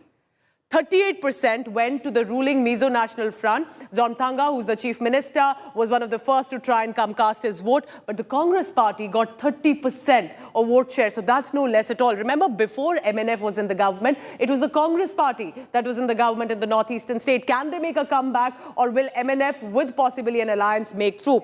24% went to others. BJP also managed to win one seat. Very interesting trivia, I must add here. MNF and BJP are in alliance in the National Democratic Alliance in the center. But in Mizoram, that alliance does not stand. Will they want to work out that alliance for now? He has said no need. There will be no hung assembly. We will say through. But this is the northeastern state that Congress wants to desperately get back, because BJP in one way or another is in other states of the northeast. Back to you, Preeti, on this. All right, Pooja, news break coming in. High voter turnout recorded in the state of Chhattisgarh is what we have been given to understand. We're going to just detail the figures right there for you. Chhattisgarh, traditionally a state which has seen very high turnout in successive elections. Those 20 seats which are going into the 20 seats that are going into polling as I speak have already recorded a 15% voting percentage in just 2 hours' time. Viewers, let me give you a parallel to that. Chhattisgarh recording 15% in 2 hours, and possibly when a state like let's say Delhi goes into election, it records not more than a 3 or 4% in these 2 hours. So if you can see the difference, it's huge, it's mammoth. Chhattisgarh always eager to cast its ballot, and this time also what we are looking at in Chhattisgarh is a record polling, which is the best thing that can ever happen to a democracy. So word coming in, 15% voter turnout in just 2 hours in the state of Chhattisgarh. Healthy voter turnout, encouraging as well. What does it mean politically? Wait for our analysis later on through the course of the evening. Okay, with this news break, let's cut across right now back to Mizoram. Lots going on in the state of Mizoram. My colleague Surya Agni joining us from Aizawl. Surya Agni, interesting what's taking place in the state of Mizoram. Early this morning, the chief minister from the MNF himself couldn't cast his ballot, but rather sure when questions were posed to him whether it's going to be a hung assembly. The big question, Surya, is while you've been traveling through the state of Mizoram, is Manipur an issue? Because neighboring Manipur, had also, in terms of what is currently the context of Manipur, flowed into what's happening in Mizoram. Is that going to be a poll issue?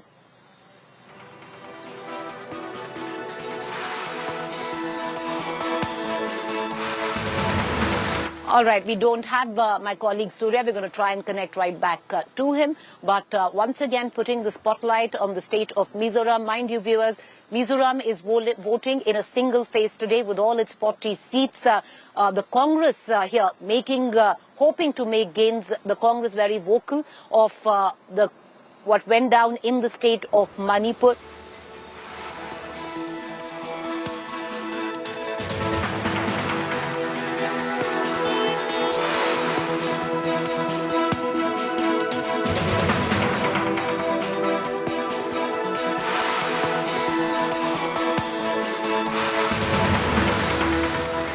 We're going to go into a quick break. To stay with us, cut across to all our reporters. We're going to get you the bird's eye perspective, the ringside view, or the front row seats, whatever you might call it, to this political thriller, viewers. And you can only catch the best reportage, the best analysis, the best number crunching right here on India Today. Well, election season truly off now. The first phase of polling in Chhattisgarh on with 20 seats, all 40 seats in Mizoram going into vote.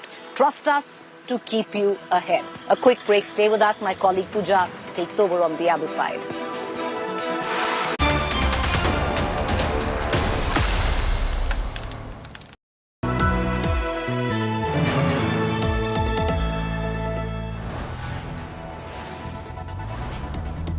You are watching India Today, powered by Finest Be Sustainable Change, a BNP Group company.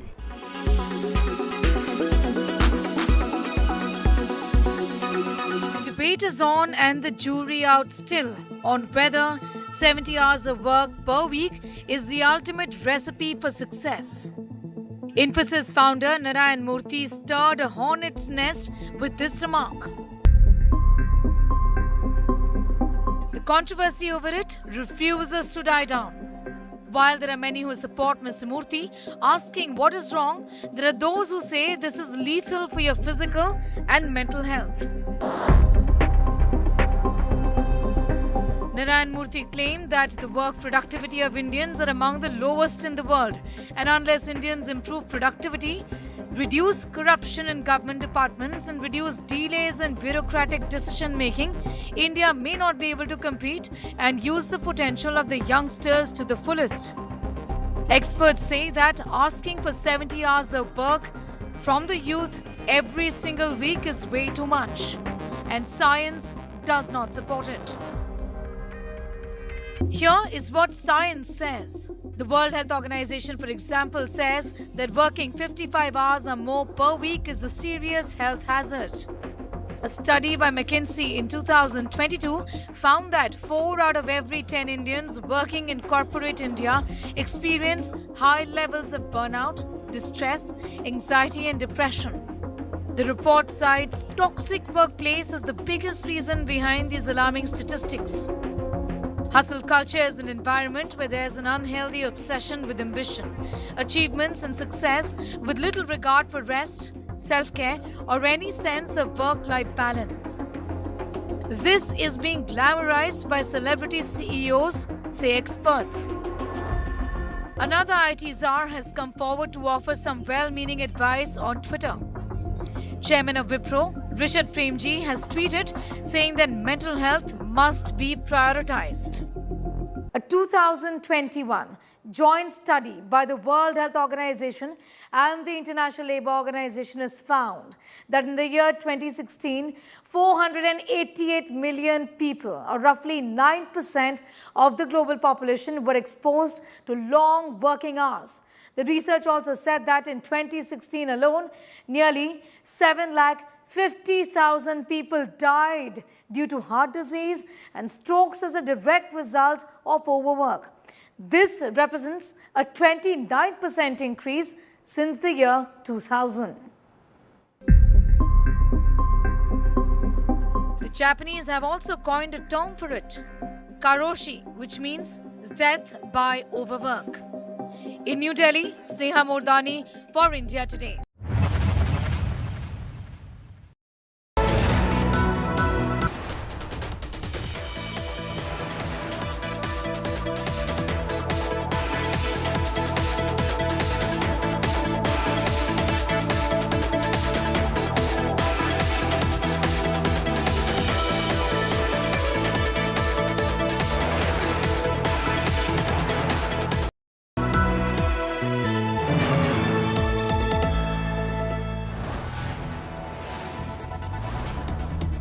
You are watching India Today, powered by Finest, Be Sustainable Change, a B&P Group company.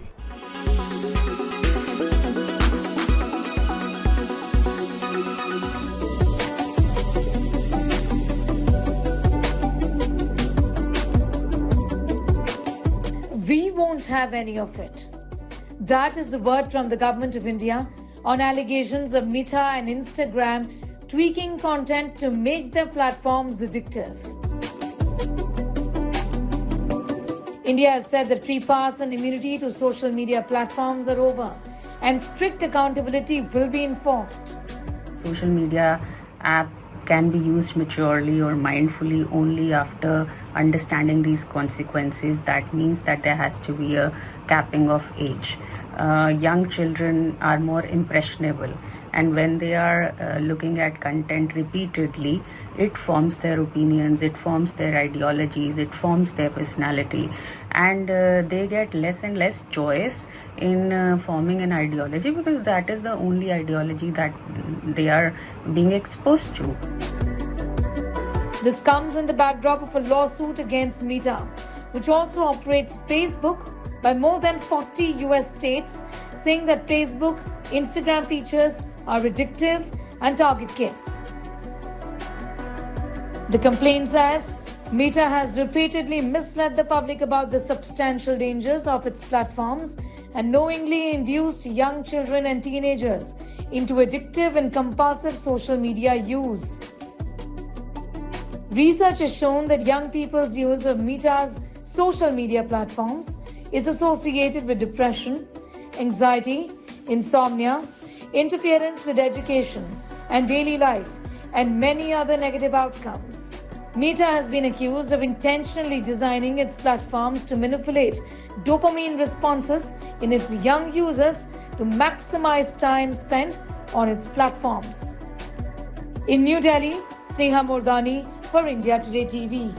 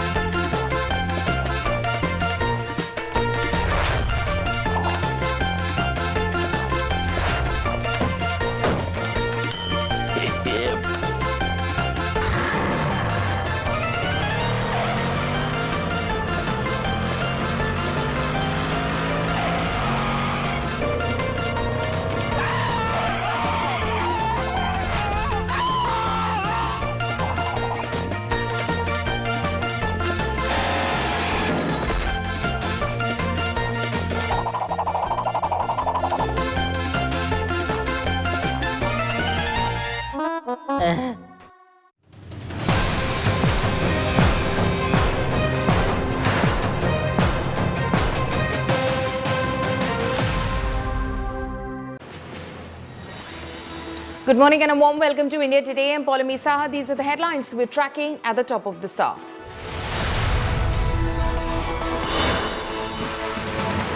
Delhi air quality remains in hazardous category for the 5th day in a row, but marginally dips to below 400 mark.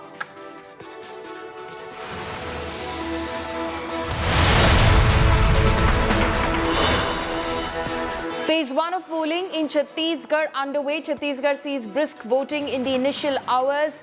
Naxal hotbed witnesses healthy turnout. Mizoram sees over 15% voting in the first 2 hours.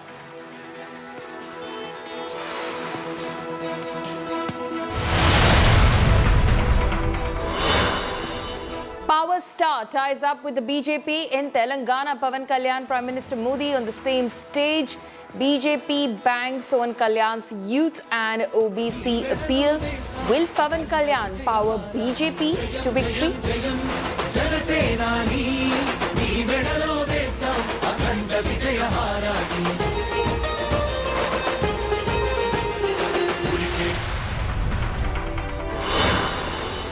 War raging for 1 month and counting. Israel says Gaza city split into 2.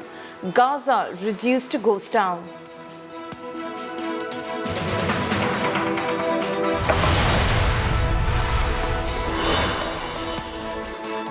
Jewish man succumbs to injuries in the US's California after he was hit in the head by pro-Palestine protester.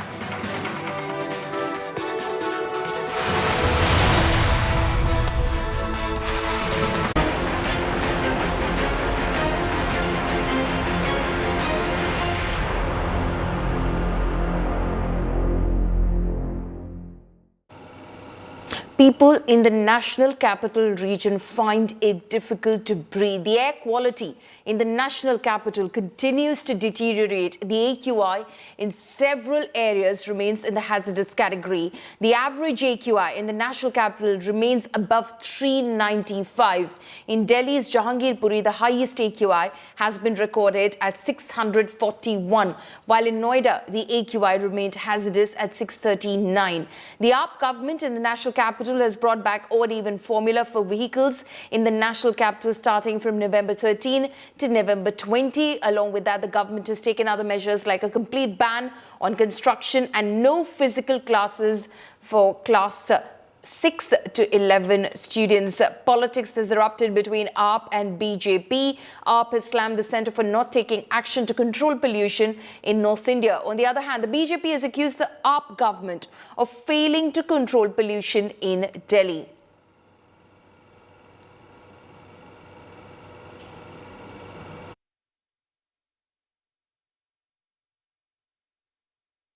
एक सनातन विरोधी पहले तो पटाखों के नाम पर आप odd even लगाकर दिवाली से ठीक पहले बंद करते हैं, और जिसके पास एक गाड़ी है बेचारे के पास, वो बहन से मिलने कैसे जाएगा, ससुराल कैसे जाएगा, अपने दोस्त के पास दिवाली पे कैसे जाएगा। आप सनातन संस्कृति पर चोट मारना चाहते हो। विदेशी खालिस्तानियों को सपोर्ट किया आपने किसानों के नाम पर, और जो भारत को कमज़ोर करने वाली ताकतें हैं सनातन संस्कृति को, उनके हाथों खेलकर दिवाली से पूर्व में ऑड इवन बंद करने देना, तो ये बेगैरत है केजरीवाल साहब की। और कहीं ना कहीं भारत के लोगों को ये चोट देने वाली बात है कि उसकी संस्कृति को मिटाने के लिए लोग पैदा हो गए हैं। प्रदूषण जो आता है, इसके जो छोटे पार्टिकल हैं हमारी बॉडी में रिएक्शन प्रोड्यूस करते हैं, और छोटे पार्टिकल जो PM2.5 है खून की नलियों में एंटर कर जाते हैं। इसके हमारी खून की नलियों की लाइनिंग ख़राब हो जाती है, ब्लड प्रेशर बढ़ जाता है, कोलेस्ट्रॉल डिपॉजिट बढ़ जाता है, ब्लॉकेजेस बढ़ जाती हैं, और हार्ट अटैक और स्ट्रोक का रिस्क काफ़ी बढ़ जाता है। शॉर्ट टर्म एक्सपोजर से भी और लॉन्ग